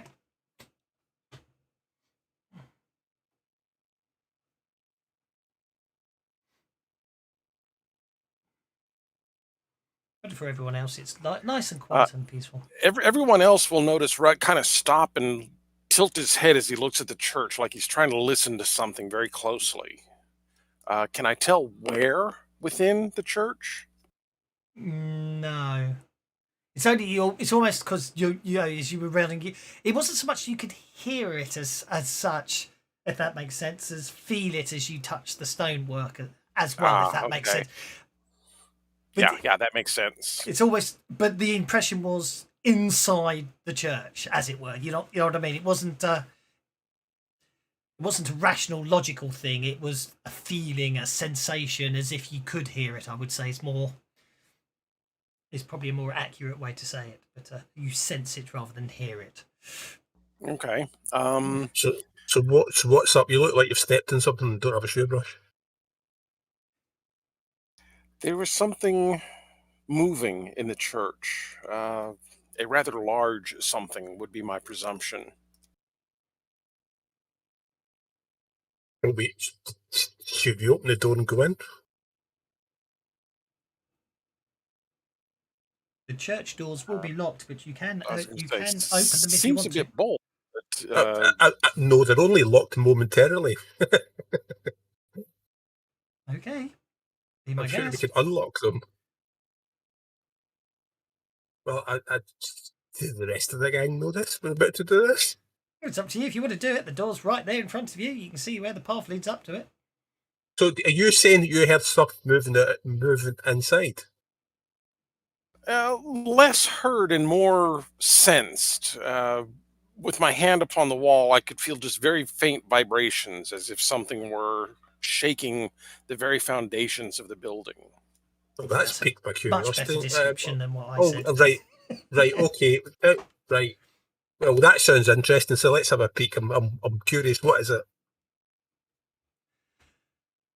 Let's unlock the door. Let's take the bar off the door. Okay. So you walk up to the door and make a thievery roll. Okay. You basically, it is but a moment to unlock the door. Do you open it? I mean, but he says he heard something. So what is it? That's the thing. What is it? We have to find out like right now. I'm sure it would be smarter to wait for everybody else, but Are you breaking into a church? No, yeah. Well, it's kind of. I accidentally opened and accidentally broke in on purpose. But he said he said he heard something that was good enough for me. Okay, so you open the doors to the church. Right, you pick the lock. You unlock the door to the church. So you're heading in, are you? Well, aye, because what was the mystery? Okay, are you going in alone? What? Are you slipping in, hopefully without anyone else causing any attention to anyone else, or are you sort of, how are you doing it? Well, I'll just open the door and walk in. Okay, you open the door and walk in. Okay, I'm going to look at the tokens at this point. I'm a little shocked. What you should not be doing this. Yeah, but are you not like interested? He said he thought there's something was moving about inside, so we have to find out what it is. So let's open the door and find out. We do not have to find out what it is. You don't want to have a debate about it. At least not in this manner. Okay. So, a quick question. Yes. Do they? I mean, do they typically close up churches, or? I don't honestly. I think the impression once upon a time they didn't, did they? But it definitely says this church is locked up. Okay. Right. So I guess money. Okay. I guess what I'm asking is that atypical or? Thing, but Jiggy. I don't think in the middle of nowhere having the church locked up would necessarily be. It might be slightly unusual, I suppose, if they're so isolated in the middle of nowhere. But then again, obviously, churches back then would have been in some places where all the legal records are stored and stuff like that. So you might have locked areas inside the church. In the meantime, however, you do hear some sort of strangled cry, as it were, from Anders, sort of very cut off. Fortunately, he did actually not fail the terror check. There basically there's something. What do you want to do, Anders? It's big. It's big. It's big, and it's basically two red orbs staring at you, and they're narrowing very fast, and you get the distinct impression of very sharp teeth. Well, let's back up. Let's back up and draw one Sarkane. By the way, Curiosity killed the cat. Well, it's not. It's very much alive, and then it's got big teeth. It starts padding towards you as you vacate the premises. All right. Yeah. So I'll turn. The church doors suddenly fly open, and and Stay away from the door, the folks. church door It's suddenly huge. fly open, and in a haste of movement of blackness, It's a huge cat. basically startled birds fly up into the sky, cawing everywhere, and something just bounds off into the night. All you got was an impression of big and fast and dark, and then almost as quickly, you get the impression it's possibly done some sort of perimeter sweep or something. It swoops back into the church, and the doors slam shut even before Victor reaches them. And the door, as you just something whizzes past you, Victor, and the door slams shut just as you approach them. It was a huge cat or a huge wolf with bright yellow eyes and huge fangs. Red eyes. Don't forget, it's something about the magic. Because we're not actually seeing it in real life, we see its yellow eyes, but when you stare at it, all you see is red eyes, red like blood. That's my excuse for why the illustration's the wrong colour eyes. Yeah, I'll turn to Anders and say, maybe we should have left the church locked until we investigated further. Can I have occult rolls, please? Victor, you get a bonus of +1. Sure. Anyone else is more than that. Anyone can make the roll, by the way, but Victor gets a bonus of +1, so you get a 6. I have a grim fatalism, which gives me +2 to occult rolls concerning vampires and werewolves. Would this help here? Well, you can certainly make the roll, and if it does, I'll add it on. But thank you for reminding me. Indeed, it would help. If you're dealing with werewolves, it will most certainly apply. I don't have occult on my sheet, so that's academics. Oh, that's interesting. Did I screw up? I don't have occult on mine, and I also don't have thievery, which as I have research and science, but I don't have occult. That Have a may cult if he's got be. Who's got grim? That'll be Dorothy. I'm trying to think. That's the old worlders, isn't it? Who get grim fatalism. Yeah. Did I just do something that was fairly useless? More importantly, you're still some mind against the abominations. So yeah. Basically, you don't. Unfortunately, because you don't. Well, you can make an unskilled roll because you don't have a cult, which obviously, if it involves vampires or werewolves, negates the -2 unskilled penalty. Yeah. Okay. Yeah, different characters have different skills. You have to buy your skills. Not everyone has the same skills. Oh, that makes sense. So if you want to make an occult roll and don't have a cult, you make an unskilled roll. Well, there are some shared skills that everybody gets. Everyone, yes. In the new edition, everyone gets 5 shared skills. They're athletics, common knowledge, stealth, persuasion, and notice. But after that, everyone gets to pick their own skills. Well, look at that. Did everybody see that? Or was it just me? Everyone saw it. Did that not move a bit fast? I moved a bit fast. Don't you think I moved a bit fast? Anders and Victor with the bonus after I apply the penalties and everything. Anders, Victor, you don't think it's a werewolf. You think it is a bit something. Quick, that was. You think it's something quite different.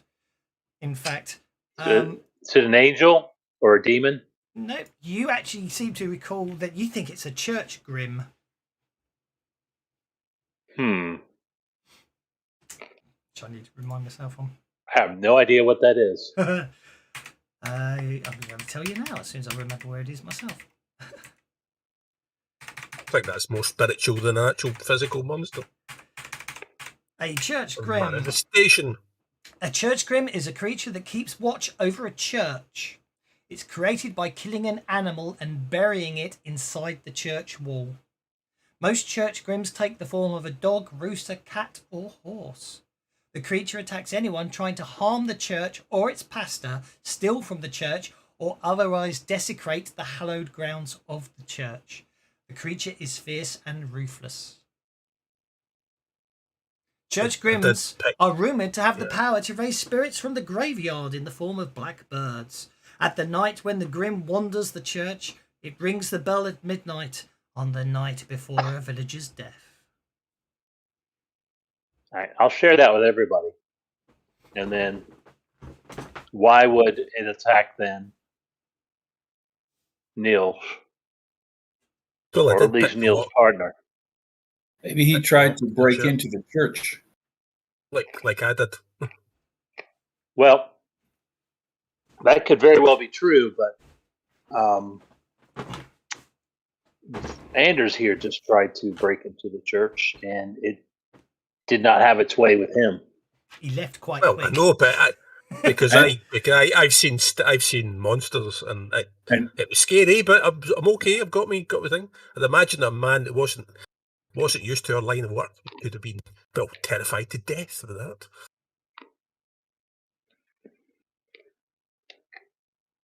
Terrified to Well- death. They're just terrified so much that he stood there inside the door, and that gave the Grim permission to dispose of it.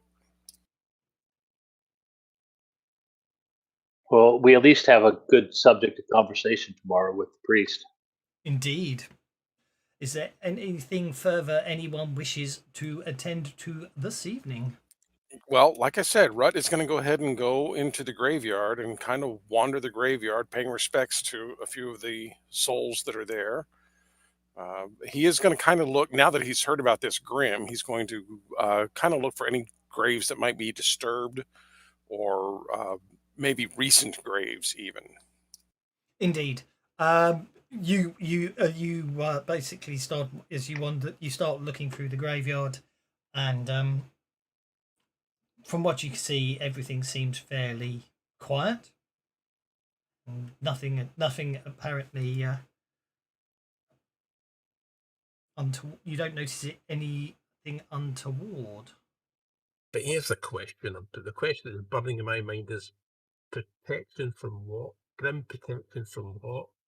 So who created the Grim to protect the church? What was threatening the church that they needed to create a Grim?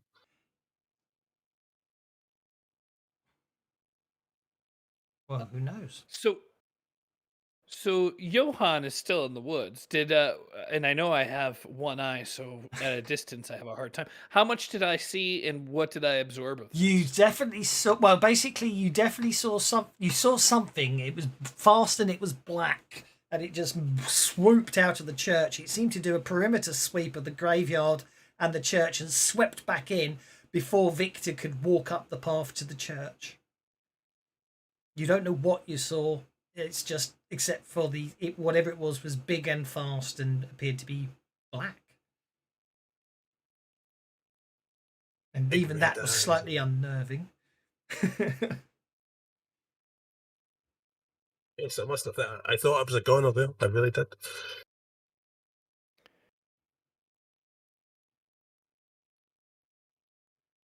And then did I get to hear any of the story of If you what want to the wander Grim over, you was? can most certainly wander over if you wish to, and obviously hear it. It's by all means. Sorry, I can unlock the token.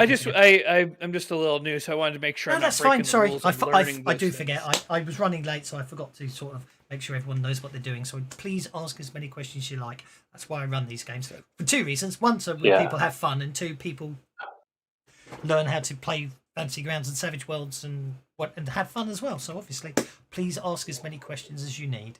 And I apologise for not being more diligent in checking out how experienced everyone was before beginning. I get so used to the same people turning up, I forget when I've got new people, and I apologise. But yes, I will say this: that if I'm repeating it, if I say a repeat information, I will try and make sure that everybody hears what I have to say, because yes, I don't like holding on to information that the Indeed. group could make use of. indeed. I've unlocked tokens so people can. I've got to unlock the tokens. So if you want to move freely, you can do so. Especially if Rut wishes to explore the graveyard. Obviously, you are obviously paying respect and everything else. That means you don't appear to be having any unpleasant encounters inside the graveyard with anything. You're not entirely sure where that flock of birds came from, though, that flew up, because there don't appear to be any in here now. But you definitely saw them all fly up out of the graveyard when the doors burst open. Maybe they just flew off and didn't come back, obviously. But it doesn't. I'm gonna reprimand Anders. I'm gonna say, damn it! I said that we were going to watch from the outside. You couldn't give me an hour just to watch the church? Well, I heard that somebody said they heard it. I couldn't resist it. Okay, I just couldn't resist it. My detective, God damn it, you know. Okay. Rumble, rumble. The hour is late. Surely everyone needs to go to bed. You don't obviously have to go to bed. It's just it's not a lot's going to happen unless you break into the church. I suggest we go get some rest because Yeah. it's think I odd may that, have first of all, they never sent out a search party for our missing agent. And we can at least, but we can't really do any searching in the forest assistance in the dark. Yeah, I think we need an invitation to the church before I stick my head in there again. We come back when it's open. Are you going to lock the door? Yes, let's lock the church door. If you critically the fail, sign's it might nice and straight. misunderstand your interpretations, but other than that, you should be okay. Would you want me to roll? Oh, yeah, because you might critically fail, and then I can get a TPK and enjoy the sun. Okay. Only joking. Yeah, no problem at all. You lock. I'd have been in trouble if it had been the one after making that joke. Yep, you securely lock the door as if you'd never been there. Couldn't resist. Sorry, you can't resist. All is quiet again. Yeah, I definitely want to. I think we should go and get our heads down and come back in the morning. I definitely want to walk inside the church from daylight. Are you heading back through the woods or just following everyone else? What did you ask? Brenda? And... I'm following the regular road now.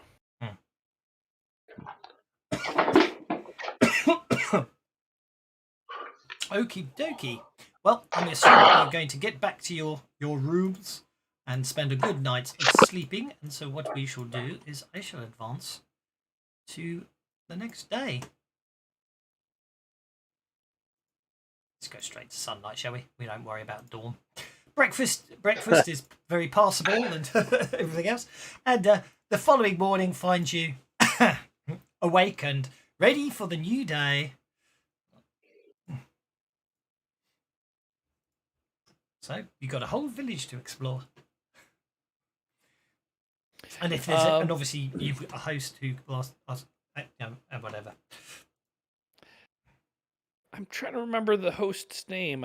Marta. I can't recall. Marta. I'm gonna approach Marta Holstrom. and ask her permission to go through all of the belongings of the two agents.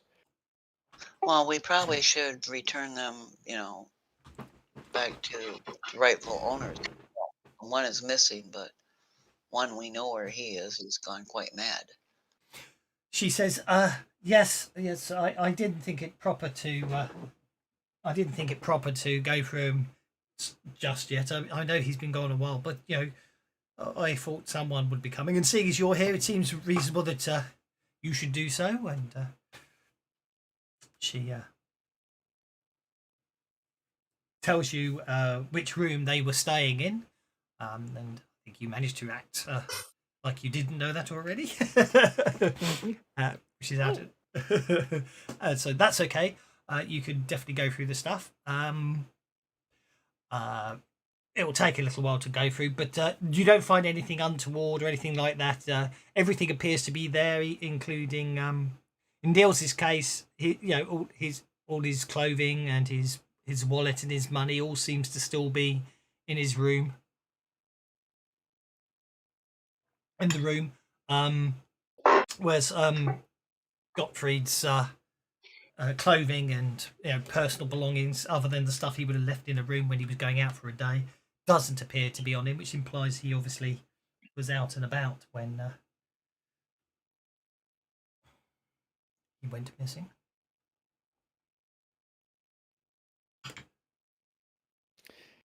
All right, I guess I should have known that because I already went through those things. Well, indeed, but obviously this is at least now you can officially say we've seen it. Exactly. Yes, indeed.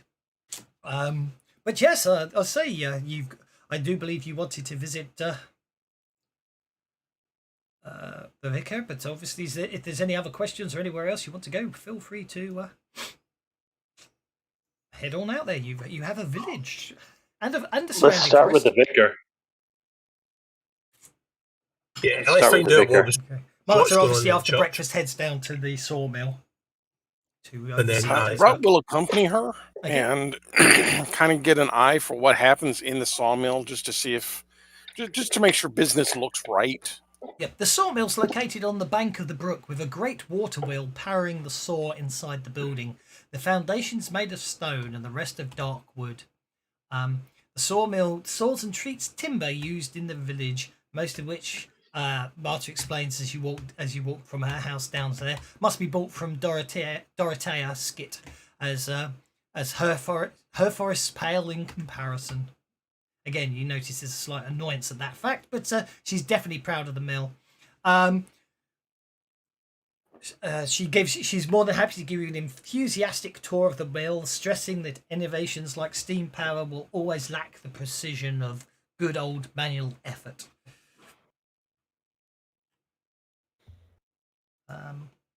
Yeah. I can even provide you a map of the mill. Aren't you a lucky fellow? There you go. Highly detailed map, as you can tell. As you can see, it's mostly just the saw and the machine room and her office. That's it. Sorry, I'm not seeing any. Oh, I only gave it map. to Rat because he went down there. Oh, okay. I'll Oh, share it with that's why everyone. I'm not. I'll Fair share enough. it with No, everyone because I'm nice. Okay. Just thought I was missing something. Can you hear me now? Yeah, sorry, had you gone mute? Yeah. I had to do a brief reboot. Sorry, I didn't even notice. Discord's great until it stops working, and then it can be a real pain in the bottom. Did you miss much? So, yeah. So basically, yeah. As I say, from to your eye, it seems to be, a water. Yeah, I don't sawmill. know much Yeah. about industry, and I don't want to get my shoes too dirty by wandering around in there. So yeah, mostly it was just I wanted to escort her and kind of ask her about a little bit, and just a brief look around, and I'll be done. Yeah, there's a group of villagers working in the sawmill. They all nod at Marta as she arrives, and you get the distinct impression, that they obviously respect her as a boss and everything else. So yeah. Would Johann know where the Skit family house is? You can ask. All right. Well, I'll ask her where. I'll assume you've asked her in the night before, so she'll definitely tell you where it is. Yeah.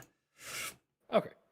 Then during this time, I'm gonna be trying to stealthily look around the outside of the Skit family home. Okay. Oops, I've just gone and. I'm not trying to rush it to my turn. I just wanted to No, separate myself from the sawmill. That's absolutely fine. That's how stealth. Are you trying to stealthily look at the house? Are you? Let's see how stealthily you are. I just want to stealth. All right. Okay, can I have a notice check as well, please?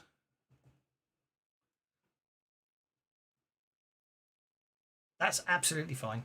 Don't forget, if you want to spend a Benny to re-roll those, you can. I will spend a Benny on that. Okay. I will spend a Benny on the notice check. Okay, be my guest.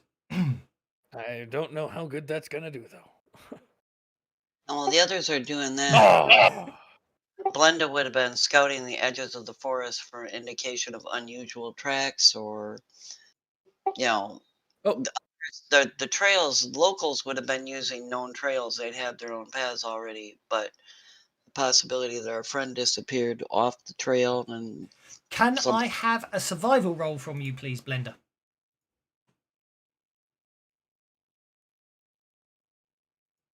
yeah, today's my day. Today does appear to be your day. They happen. So Johan, you are. Let me see. You are Yep, you're I moving. accidentally re-rolled persuasion, but it's the same dice, so does it matter, or should I No, re-roll it's it? absolutely No, fine. It's okay. For future reference, if you drag a Benny and drop it over the dice that you would have rolled for the skill, it will actually Oh, cool. spend the Benny and roll the right skill. Even if you roll it on the wrong one, don't worry about it. But just to let you know, there's nothing. That said, I don't. Dropping a Benny in the chat and manually re-rolling is perfectly acceptable. Anyway, what I will say is you stealthily move up and you're observing the house. You're just watching it. Doesn't appear to be much going on there. Blenda, you didn't even notice Blenda walking through the woods as she went by you, examining stuff. Can I have a spirit check from you, please? As something happens that may or may not really spook you. Okay, you are able to control your desire to jump out of your skin as a pair of lips appear right next to your ear and go, "Why are you watching my house?" Oh, good God.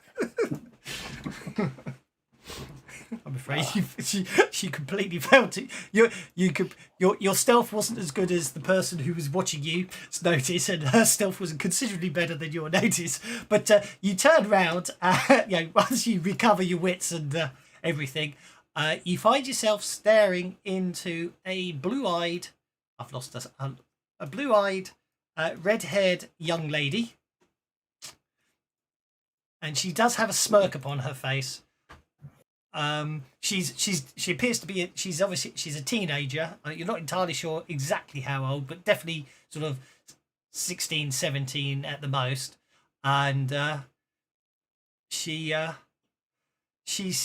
basically she's dressed in clothing very similar to Blenda, really, in terms of garb, and she has a bow and a quiver of arrows on her back. And in her hand, she's holding a rabbit with a blood stain on Is it. it Merida?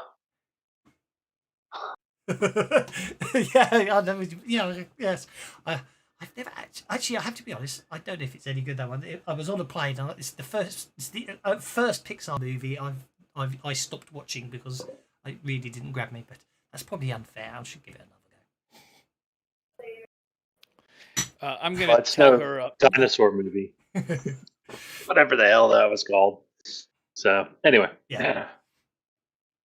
I'm sorry. I was just looking around the house. One of the men that I'm supposed to look for, he ran away, and when so one's missing. I'm a little confuddled here. One's missing, and the other ran home completely insane. And I'm just making sure he didn't drop any of his belongings as he ran crazily through this area. My apologies if I've intruded on your land. Because the more flustered and upset you look, the bigger the smile, and eventually she fails miserably to keep the straight face. She's desperately trying to, and bursts into a fit of giggles, and then you get the distinct impression she's very excited to meet you, and she introduces herself as Wilhelma Skit, and she's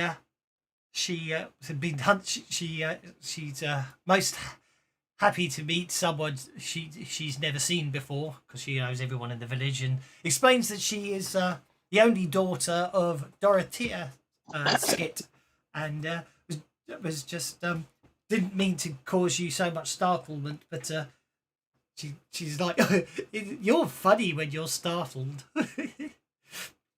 Well, I've never seen somebody sneak up on me quite that way. It was startling. It was startling, but I've gathered myself now. So my name is Johann, and I'm with a group of people just investigating an incident where some oddities occurred. Have you heard anything about it? I was just trying to remember what she did. It's terrible, this one. It doesn't matter how many times I read it. I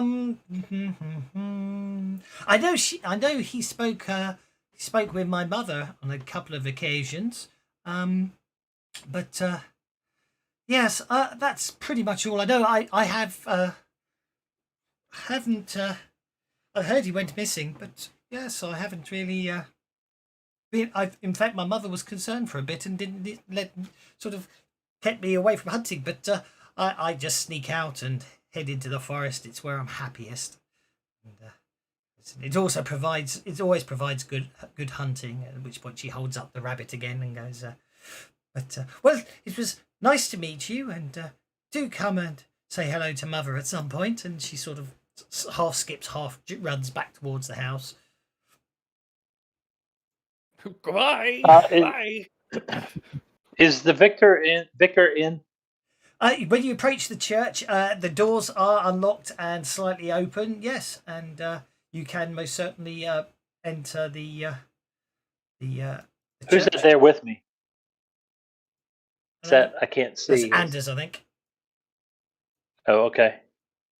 And basically, as you reach the church,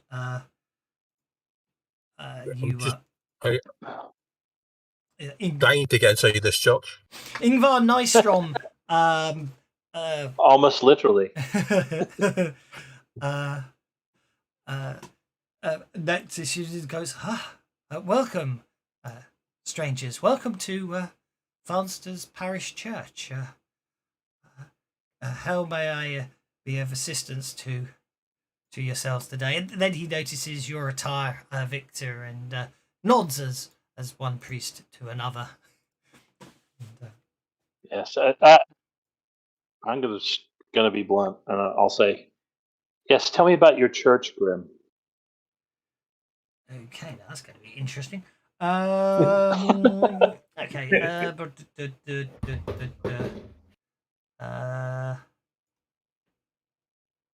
He goes, a church, Grim. I do not know what a church, Grim. I'm afraid I pray. What is it? What do you say? Church, Grim. I'm sorry, I didn't catch your name. My name's Ingvar Nystrom, and you are? Victor. Oh, that's a really interesting. Victor Nystrom. That's quite scary, Victor isn't it? Nystrom. You've got the same surname. The Nystroms are known for entering into the faith. It evidently appears to be. He's obviously a distant relation. That's really freaky. Actually, I want to use persuade on him and just say, look, there's no sense in lying about it. Surely you know, or if you don't know, it's criminal that you don't. Who locks the doors every night? Go on, by all means, make a persuasion roll.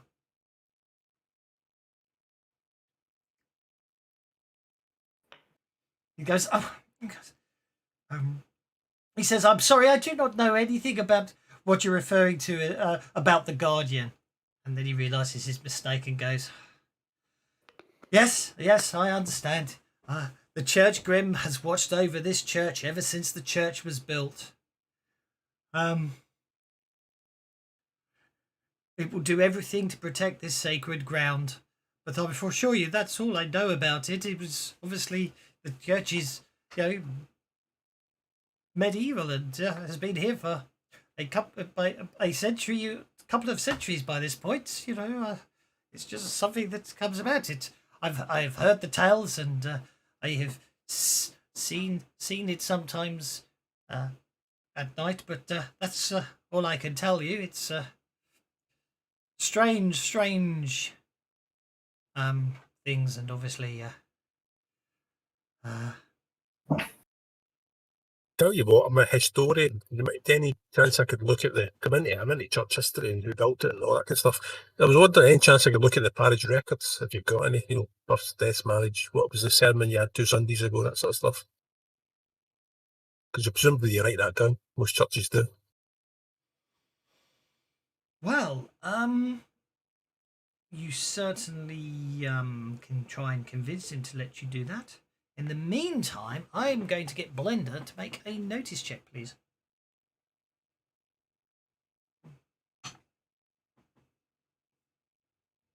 Oh, freaking finally! Blender, as you're sort of walking through the woods and everything, you suddenly realise that you notice there seems to be an awful lot of crows over there, and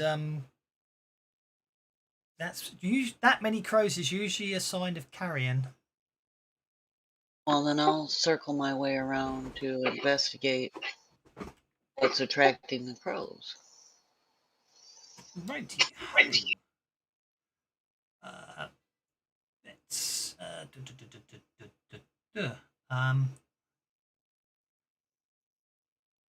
I can't find what I'm looking for, which is really annoying, isn't it? Ah, there we are.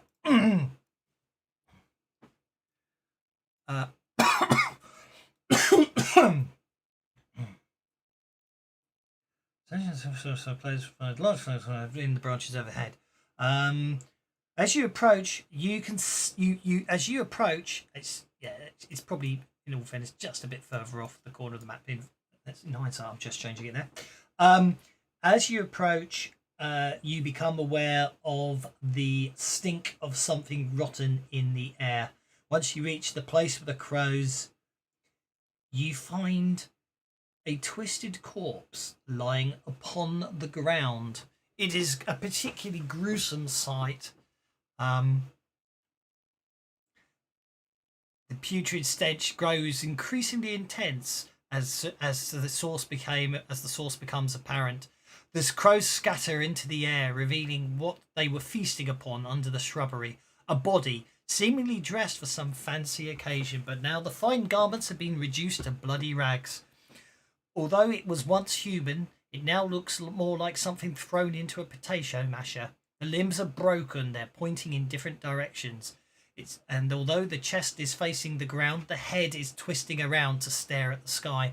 One of the eyes is missing, munched on by one of the crows most likely, and in the empty socket is living a colony of maggots. The jaw is broken, it's dangling off the savaged face at an odd angle. There are large cuts along the side of the head, along with patches of bare skull. Tiny marks, most likely pecked by the crows, but by now, by the time you found the body, the brown, dry blood looks more like soil on which the body rests. But despite the grotesque state of the body, you can still see the fear in the man's face, the terror, as his body was torn to shreds. Is there any way to recognize this body as our missing guy, or would I need to search? You think it's a very good chance it's Hammerstrom, yes, based on. Then, having found this by myself and not being sure where the others are, I'm gonna fire a shot into the air to draw them here because obviously, and stay with the body. Okay, everyone else, you hear a gunshot from the far side of the graveyard. What do you do? And I'd also, while I'm waiting on them, I'll be looking around for tracks approaching this, or signs of. Yeah, if the body, whether was the body dragged here or was it killed here, and if it was killed here, there's got to be some kind of tracks. Mm-hmm. Make a survival roll to see if you can find any tracks. What's everyone else doing upon hearing the gunshot? I'm going to turn to the victim and say, "You should come with us." Goes. He looks a little concerned at that, but fine. All right, and then I'm going to go to where, and I'm going to make it a good guess that it was Brenda, so I'm calling out, Brenda. Oh, I'm really tempted just to stay behind. Yeah, Rudd and Dorothy are probably the last two to show up, so. Well, Brenda, when the first approaches, tell them I wanted to get your attention, but I didn't want to leave this unattended. It's been too long now. Dorothy, you find it's nearby. What you find are some incredibly large cat paw prints. As in, what I mean incredibly large, I say you'd swear they were paw prints of a cat, except for the size of them. Okay, once somebody gets here to stay with the body, and I'm going to return to these prints and see if I can see which direction they're going. Johan does also run towards her. I don't know how close I get before. I won't worry. You can, as I say, I'll be nice. You guys can get there whenever you want. Yeah. Obviously. Where is she? Yeah. You can get there, no problem at all. I'm just trying to find something, and then I will be, because I can't remember where it is. Where there's gunfire, there's injuries. That's what I'm here for. Oh, did I forget to? No, that's fine. I didn't forget to do something earlier because something happened and that stops it. Okay. As far as you, okay. So basically, when the rest of you reach, Ingard's basically stays at. Ingard's staying in the church. Is that staying with Anders at the moment? But the tracks seem to lead towards. Get him to come along. Well, he wasn't going to leave Anders in the church on his own. No. Anders, come along. Come on, that was just so close. Okay, fair enough. Right. If you want to leave the truck, just come and let's show you what my friends found. This actually might concern you. Okay. This is quite important. Ingvar's quite slow.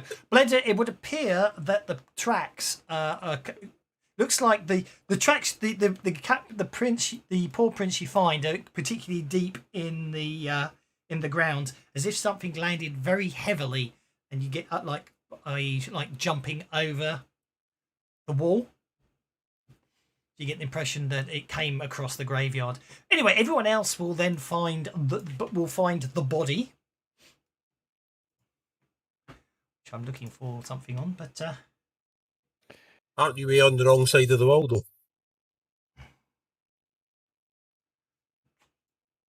As in, we're on the wrong side of the wall. The other side of the wall is church. That's consecrated grounds where the bodies are buried. This side of the wall is invariably not consecrated ground. indeed. But this looks like it went over the wall into the cemetery. Yes. Yeah. No, so but how did basically, it looks like something lamped over the wall, and then that's where it caught up with him. So it came from within the cemetery and then took him. Basically, yes. So everyone else is finding a very horrible body there. So you must have either Somebody walked off the end of a pier, huh? we can have science or healing checks from individuals if they wish to examine the corpse and determine cause of death. I would like to do so if I could. Also, if please. anyone wishes to search the body, please let me know. I'm going to ask Ingvar if he recognizes the man. Ingvar hasn't got there yet. He's a very slow fellow. Okay. I find it disturbing that we found the body this close to the village. It just confirms they made no effort to search for him when he went missing. Okay. Anders, as you search the body, you discover a note upon Hammerstrom's body. Johan, you notice Anders has discovered a note upon Hammerstrom's body. Dorothea, Dorothea, I should say, just to keep me separate from Dorothea, who's in the village. You conclude that some huge predator obviously must have attacked the man. A bear or a large wolf are the only alternatives based on Nordic fauna, but obviously if you suspect it was this Vaesen, which is basically Nordic for fairies type thing, the Church Grim. If it was the Church Grim, so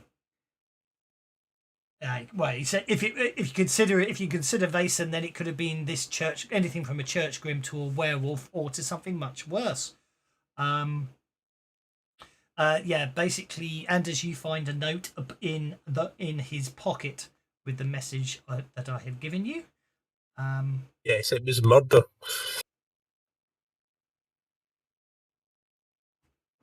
Ingvar. So Mr. Ninestrom sent him a letter saying, "Meet me after dark in the graveyard." And presumably, he fell afoul of the same trap that I did last night. He turned up, it got upset with him, and presumably proceeded to chase him out and kill him. At which point, he must have been fleeing from the church. Yeah, I'm going to turn to Mr. Ingvar and Mr. Nystrom and say, and bring him forward and say, "Do you know this person?"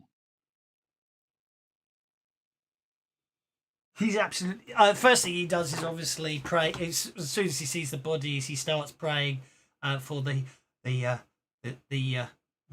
well-being of the departed soul and all that. He seems deeply shocked and taken aback. I mean, the map doesn't necessarily give it.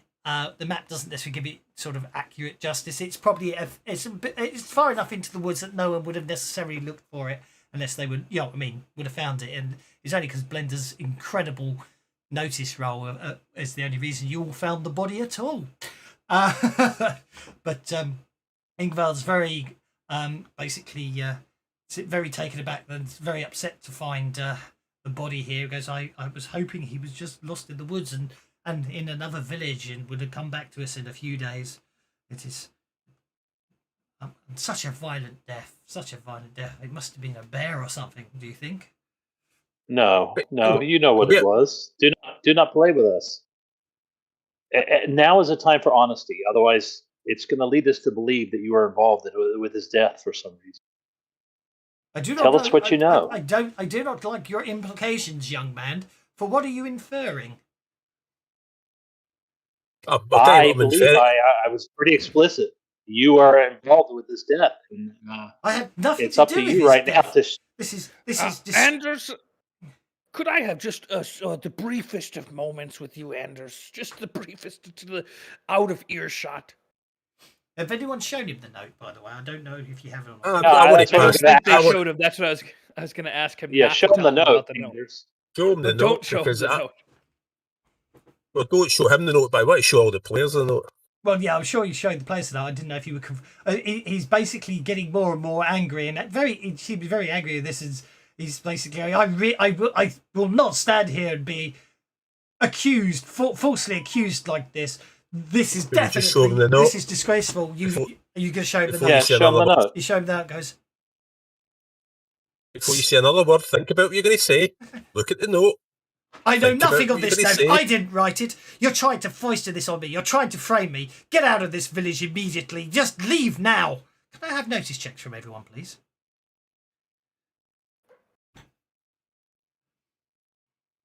Is that with investigator? Yes, you can, certainly. I will allow you to use investigation if you edge. Yeah. Dorothea. Oh, Dorothea and Anders.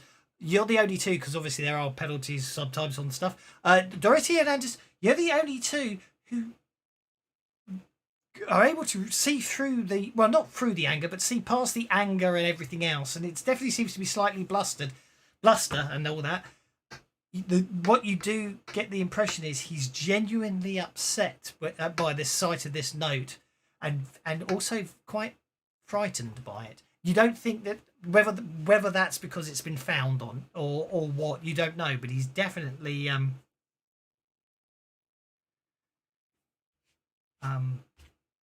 scared once you've shown him the note. But he in the meantime he's very angry, and he's beginning to. He's basically demanding that you should leave the village immediately and say, having these false accusations. I get the village. We'll get you rousted before the night is out. We'll not stand here and be accused. We would certainly have a discussion with the village leaders, and it will all come out at that point. It does not look good for you. Hang on, wait a minute. We're not here to prosecute. We're here to defend. We might be your only hope. Your only hope of getting out of this. Wouldn't it just be nice to come clean there? Get off the chest. We could go on the. I mean, you should easily go on the wagon and just leave. Ignoring for a second the absolute preposterousness of writing a note and leaving it on the body to be found by people. Why? What possible reason could I have to wish any harm to this fellow? I don't know, but that's not the question. The question obviously, is what possible reason could somebody else frame you? We're here to help. Calm down. Okay.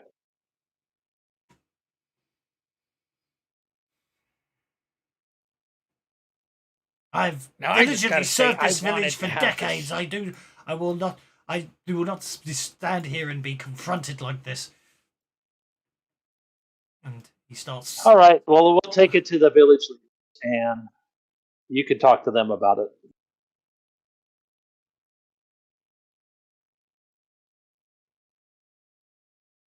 I mean, obviously, you use the Guardian somehow. I will not be talked to like this. And he stops off and heads back in. He literally heads back into the church.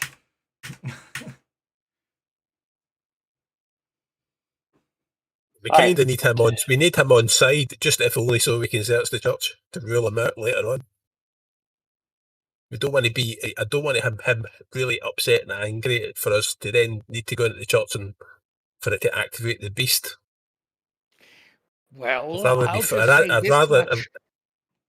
I was pretty much begging you not to tell him the note. We could have had him really helpful if we didn't tell him this. I doubt that. We've lost the edge. Well, he didn't know that we suspected him.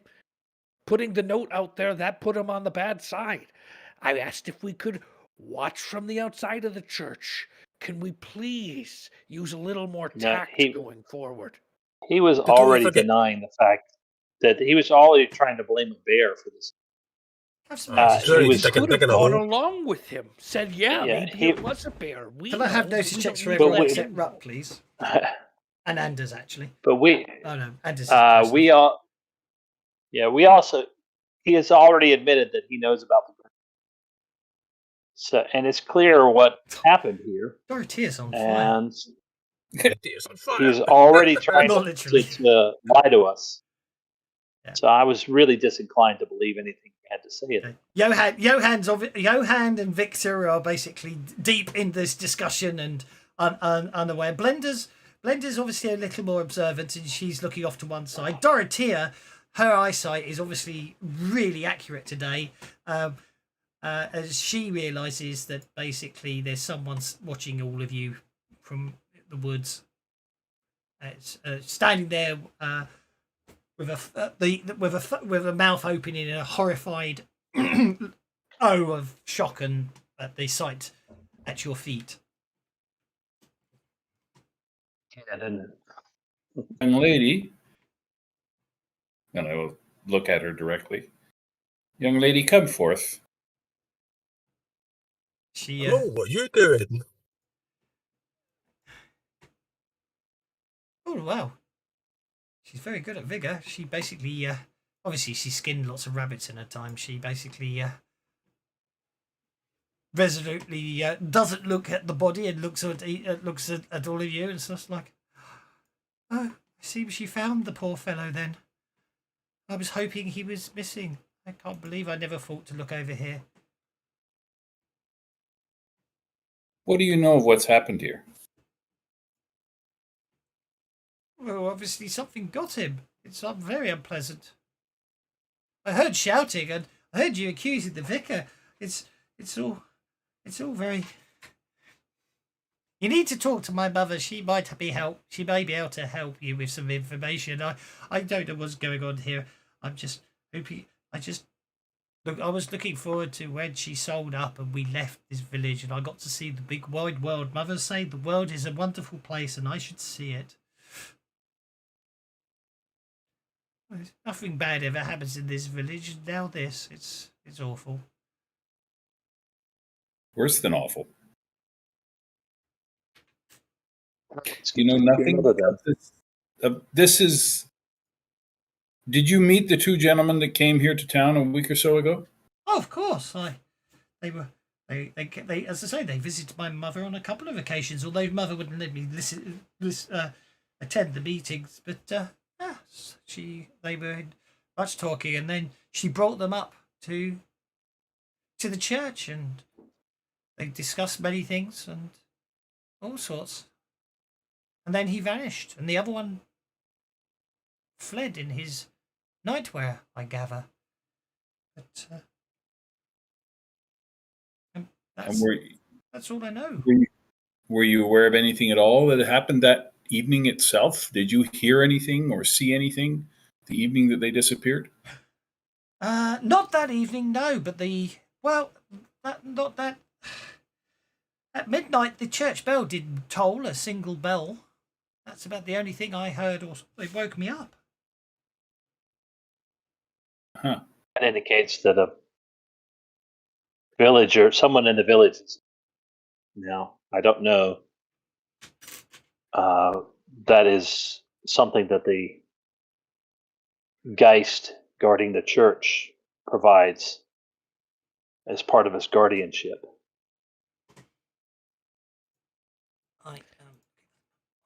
Now, I don't know if you guys have gathered this, but this is Wilhelmine Skit. Her mother owns the biggest portion of the land here. Maybe we should go talk to her. Well, I Oh, was I going to head agree. there. I was going to head there. Well, the idea was I was going to check church records, obviously be the gun shop, displayed that, and the next thing I would do was go and speak to her and find out whether or not he was actually single or not. Because that was pretty important. Maybe not important to the investigation.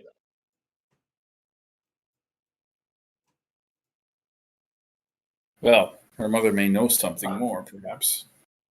Yes, I agree with that part. But finding out whether or not she's single is maybe beside the point. I think this goes back to what I was saying about tact, but oh, whatever. Anyway, should we proceed there now? So, Would you lead the way, Wilhelmina? Not that bad. What happens in the Rippers mission? Stays in the Rippers mission. Nobody kill the wife. Rats, as you advance round towards the front of the church, you find the doors are open and you can hear some sort of kerfuffle coming from down near the village hall. What sort of kerfuffle? It sounds like a mob. Oh, great! At the head of the Is mob Victor down? is Ingor. Yeah, wonderful. We'll get Victor down there as well, and we'll get Wilhelma down there, and then we'll lock the tokens. Ingor's going, they come in the town, these outsiders, and they try and ruin the place, and they cause chaos and carnage and who knows what they plan to do with their outside ways. This town has been good and fine, and we don't need them here. And the villagers go, yeah, we don't need them here. Yeah. Let's drive them out of town. We don't need outsiders bothering us. Let's drive them out of town. All right, so and I'm going to I've dealt some initiative, but we'll see what happens. Rut. The villagers start advancing towards you, rolled up by the vicar. They do appear to be holding they do have axes and knives, but they do seem to be holding them in a threatening manner, but not necessarily. You know what I mean. So what does Rut want to do? Rut is going to step forward and punch this guy in the face. Okay. I think we should talk about it. I am going to. Hornet. We're in for it now. Well, I am going to multi-action. Okay. So let's start by punching this guy in the face. It's a very good place to start. Oh, was that was Victor, wasn't it? Yes, it was. Oh, I've got to give you one for that. Okay, you punch the villager, and was that lethal or non-lethal? I presume that's supposed to be non-lethal. Okay, yeah, knock him out. And then I will look at the rest of them and say, "You really don't want to confront us." And I will attempt a persuasion check. Okay, go for it. I will do a with a status bonus if it's possible. They're only peasants and we're people. You do get. Yes. I like the latter half. Okay, right. They will get a additional die because there's a group of them, as it were. Yep, that has a very good effect on them.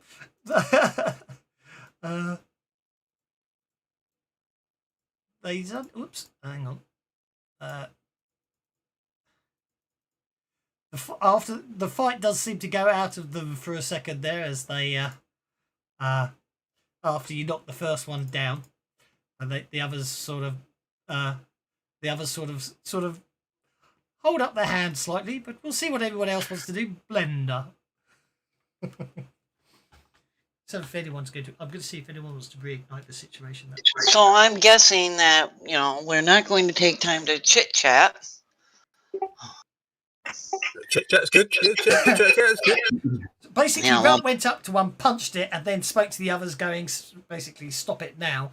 And obviously, this is what it's really what you're doing at the same time. So you can wait and see what happens. You can go and hold and see what the villagers no, do. I'm, or you I, can, I'm going to step forward and I'm going to take one with my rifle butt. that's the The priest. one posted. Go for it. Well, for the same reason that, back the hell off. Indeed. Okay, you're going to rifle back, but the priest. That's fine. You hit him. Roll that damage. We're really concentrating all fire on that errant priest, aren't we? Okay. It's not illegal. I just want to back the hell off. Yep. You knock him out. He goes down cold.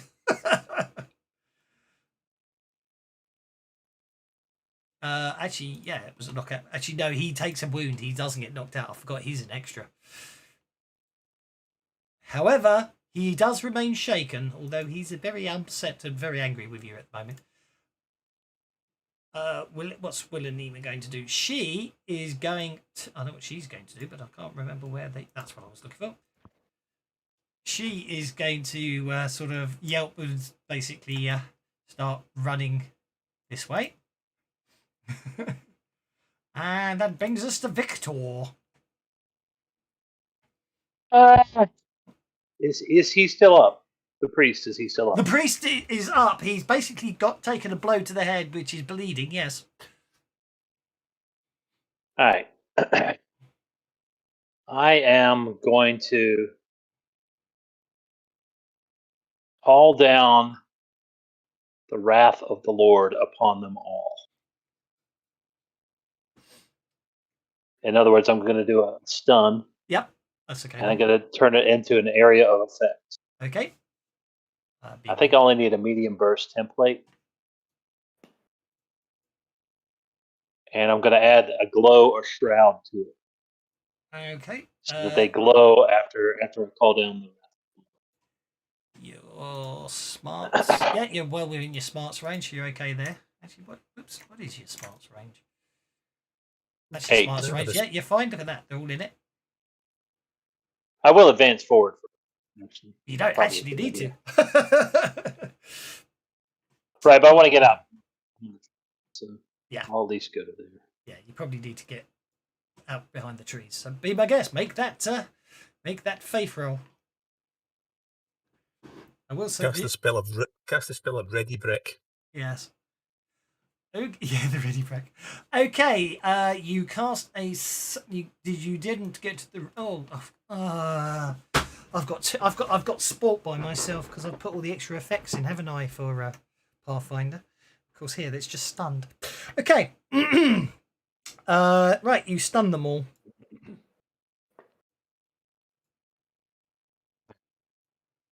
So with an area effect, that's +2, and the glow or shroud is +1. So in a space of 2, so 5 points. Yep. All right. Yep.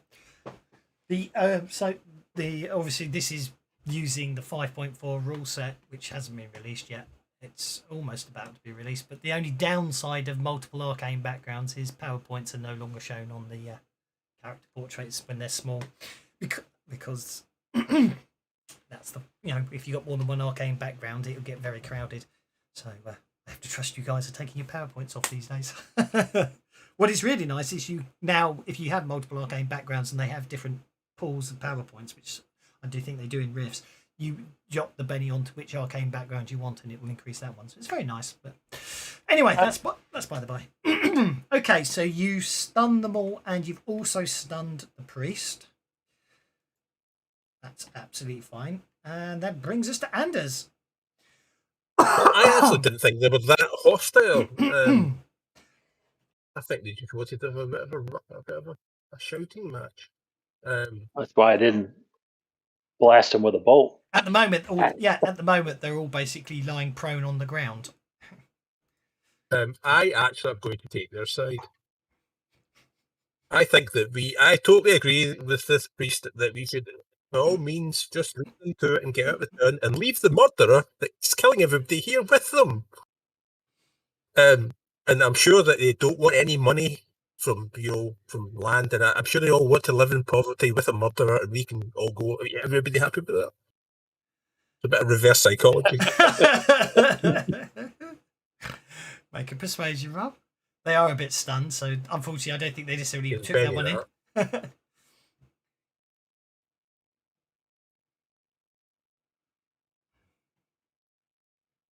Okay, well, that's rather persuasive. That will take them down 2 notches on the hostility scale, which basically means if they weren't all lying unconscious and stunned on the ground, they'd probably just back away. We'll see what happens. Well, this one's just going to lie on the ground a bit stunned. Okay, this one does get up because he is no longer stunned. He will actually turn completely non-hostile, pick himself up off the ground, mutter something about needing a drink, and head back into the village hall. Staggering back into the village hall. What a clever man he is. And this one will do the same thing. He's literally going to basically pick himself up from off the ground. In fact, actually, the other guy wouldn't have actually got that far because, of course, it's 2 inches to stand up, isn't it? So he gets to there. Oh, my word. They're making those vigor rolls, aren't they? They are. Even with them. Oh, actually, the hell of a lie. That one didn't, did he? Because you did it. Oh, no, you didn't do it extra strength, so that's fine. I'm thinking you didn't get the raise. Ignore me. Yeah. Well, remember that they're glowing too. I'm not sure. Yeah, they're probably freaked out that they're glowing right now. Let's be honest. Yeah. Yeah. So the 3 of those back off. That brings us to. That's why they need a drink. Exactly. That brings us to Dorothea. What's Dorothea up to? Dorothea is going to move over to here, Mm-hmm. glare at Rut. Was that absolutely necessary? And then see what she can do to help the unconscious fellow on the ground. Okay. Obviously, ministrating healing it takes up to 10 minutes, but you can check him over at this point to make sure he's okay. So if you make your healing roll now, after 10 minutes, well, he'll probably be okay. But yep. It is just a superficial punch that just knocked him out cold. You reckon he'll be okay soon enough? And last but not least, Johan. And I just realised, not that it really mattered for this one, but I will remember now to point it out in future. Don't forget, if you don't like the card you've got, you can spend bennies to draw a second card. Just drop a benny on your card on the combat tracker. It will deal you another card. Might not be better, but it will be another card. If you don't need to, technically speaking, you can do it. Technically, because you can spend bennies at any time, you can technically do it at any time in the round. The only thing you do need to do is you don't need to tell me if you're doing it, because Fancy Grounds will do it all for me. It will keep track of the fact you're spending bennies. It will keep track of dealing new cards. The only reason you do need to tell me it is if, because you suddenly jump above where we are on the combat tracker, I might not have noticed you've moved up the combat tracker, and therefore you might miss your go. So otherwise, just to let you know, you don't need to tell me you're doing it. Just do it by all means. For this fight, it doesn't matter so much anyway. But anyway, Johan. Cool, thank you. I'm going to, and I don't know if I can do this in stealth, but I'm going to run after Wilhelm. Actually, I have a pace of 6, so I should be able to catch up with her. Yeah, you just move 6 inches. Yeah. And actually, I'm not going to do it with stealth. I'm going to yell to her that I'm coming. Like, Wilhelma, I mean you no harm. And I'm running alongside of her. And goes, I didn't think you were. I was just going to get Mother. She'll know what to do. But exactly what I was thinking. I've been meaning to speak with your mother. Indeed. So what we shall do is we'll start the second round because the vicar still is up and he's around. But he's going to remain stunned, so that's not really able to do a lot. He's just still lying on the floor with a head wound and basically staring at the sky. Anders. So, I'm terribly sorry about this. We seem to have a kerfuffle in the street, which is just not a cricket and all that. Can I help you up? And I will try to help the priest to his feet. Okay. You basically help pick up Ingvar. He's still stunned, and he's obviously taken aback. He doesn't have the power to do what Victor just did. So obviously, but you in the hope of making Doctor himself out of that, because he gets really upset and calls him monster. Indeed. Victor. Actually, I'm gonna come forward and say,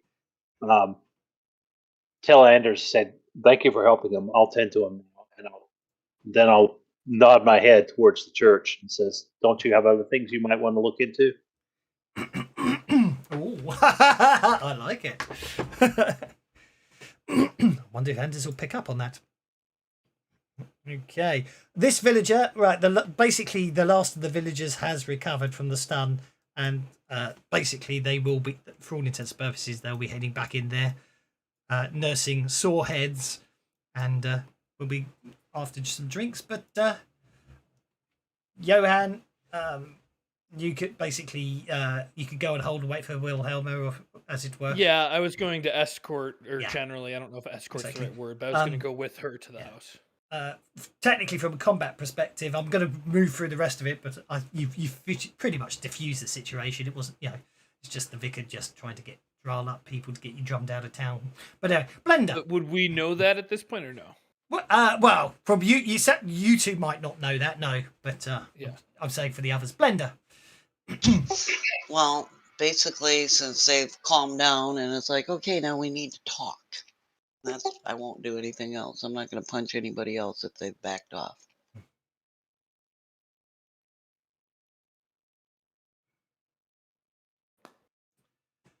No problem. Rudd is actually going to follow them into the hall and buy everybody around. Okie dokie. I shall. Yep. The village hall's a 2-story red building, and yep. By all means, I'll let you buy everyone around, and you can talk to them soon enough. That sounds good to me. Wilhelma and Johan will get down to the house. We'll say this round. And that brings us to Dorothea, who's tending to the unconscious fellow. And for all intents and purposes, I think combat, as it were, will end at that point, which basically leaves Ingvar a bit dazed and not out of it, but obviously still stunned for all intents and purposes, until it's convenient not to be. Dorothea, you will obviously tend to the injuries of the fellow on the ground and get him recovered up okay. Russ will be in the bar. Anders, I do believe he might want to be somewhere else. It's the opportunity. No, it's been suggested. I just can't resist. I could get my head to him. Just think I might find something. If I see him move to church, I'm moving in front of the vicar so that he can't see what Anders is doing. Okay, believe me, the vicar's really not with it yet. He's very much dazed, but yeah, okay. Obviously you can do so. Okay, so we get to let's start with Rut in the village hall quickly. Obviously, the walking in and offering to buy everyone drinks immediately makes life calms everything down in there even more so, and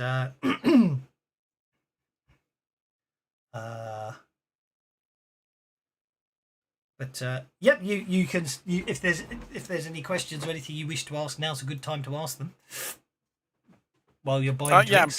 Basically, I'm gonna talk. Sorry about the violence. I don't like being threatened. Blah blah blah. And then I'm gonna ask him about the vicar. Has there been any issues with the vicar in the past? Is there anything that we might be concerned about as far as the vicar goes? Not that I'm accusing him of anything. I'm just, why is he suddenly wanting to run us out of town, kind of thing? No, basically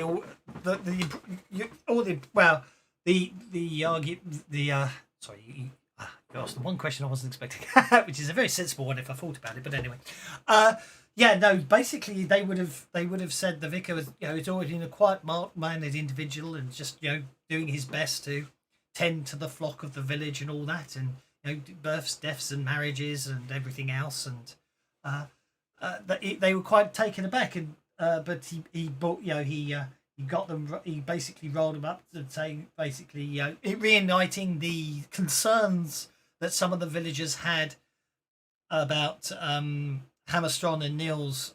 They were coming to 2 weeks back to inspect the forest and the village, and they were impressed with what they found. And they were very much making it became known that they were planning to basically buy up the land and demolish the village and the church. And obviously everyone in the village would basically lose their, well, actually not necessarily lose their jobs, but the village would change because obviously the sawmill would be bought up, and they wanted, for some reason, they wanted to demolish the church, and more strangers would be coming in, and their village way of life would go. I mean, they wouldn't lose their jobs because most of them work at the sawmill, but They actually did. Did we have any inkling that they actually wanted to demolish the church? that's Or what is that just what? that's what Ingvar just came in shouting, that you guys were here to demolish the church. That's what rolled them up. Yeah. Okay. Can any of them think This of guy needs anybody to who swing. might have a grudge against the pastor for any reason? No. In fact, the idea you get is the biggest grudge in the village actually is actually between Dorothea and Marta. Called Dorothea Skit and Marta Kingstrom. Marta thinks she's the queen of the village because of the sawmill, but Dorothea is actually the richest with all the forest she owns. But she never really liked it here, most mutter amongst them. And basically, you get the impression those two don't get along. No one's really ever had any impression of being against the priest before. So the rivalry between those two ladies, it's mostly just cock of the walk kind of thing. That seems to be the village idea, yeah. Although it's also slightly sort of opposing views of the village and everything, whereas Marta loves the village and loves the area and the land and thinks everything about it. Dorothea's always claimed she's never really liked living here. She's trying to get out, right, and take her kid with her. Yeah. Okay. I mean, her family's been here for a long time, but she's never liked the place, is the implication you get. Right, let's head to the church. You... Gotta get me to the church on time. Indeed. Anders, you basically are inside the church. I do have a map of the church somewhere. I've lost it. The church. There you go. I'll share it for everyone. If you don't necessarily need to worry too much about it, you can just shut it off if you don't need it. Anders will pop you in the church. There you are, the steps of the church. And it looks like they've put a grid on it. Where's the lock? That's top token movement. Surely there's no. Obviously there isn't one, so we'll just snap the grid. Now you should be able to move freely because I don't care about a grid in the church.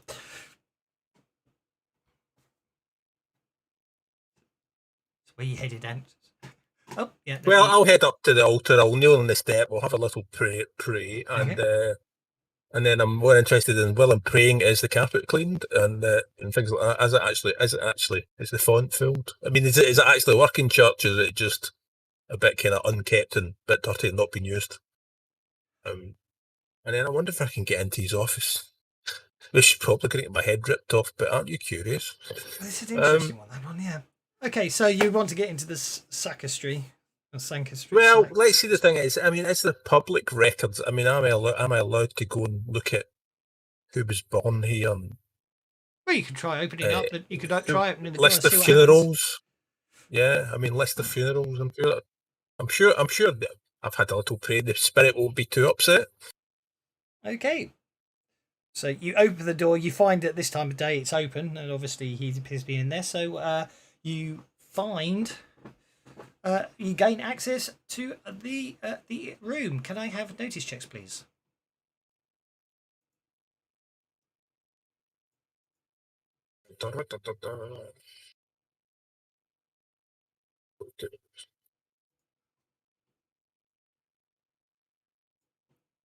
Okay. So first thing you come across is some notes. You come across some notes. That handwritten notes in a handwriting similar but not identical to the note you found on Hallstrom's body.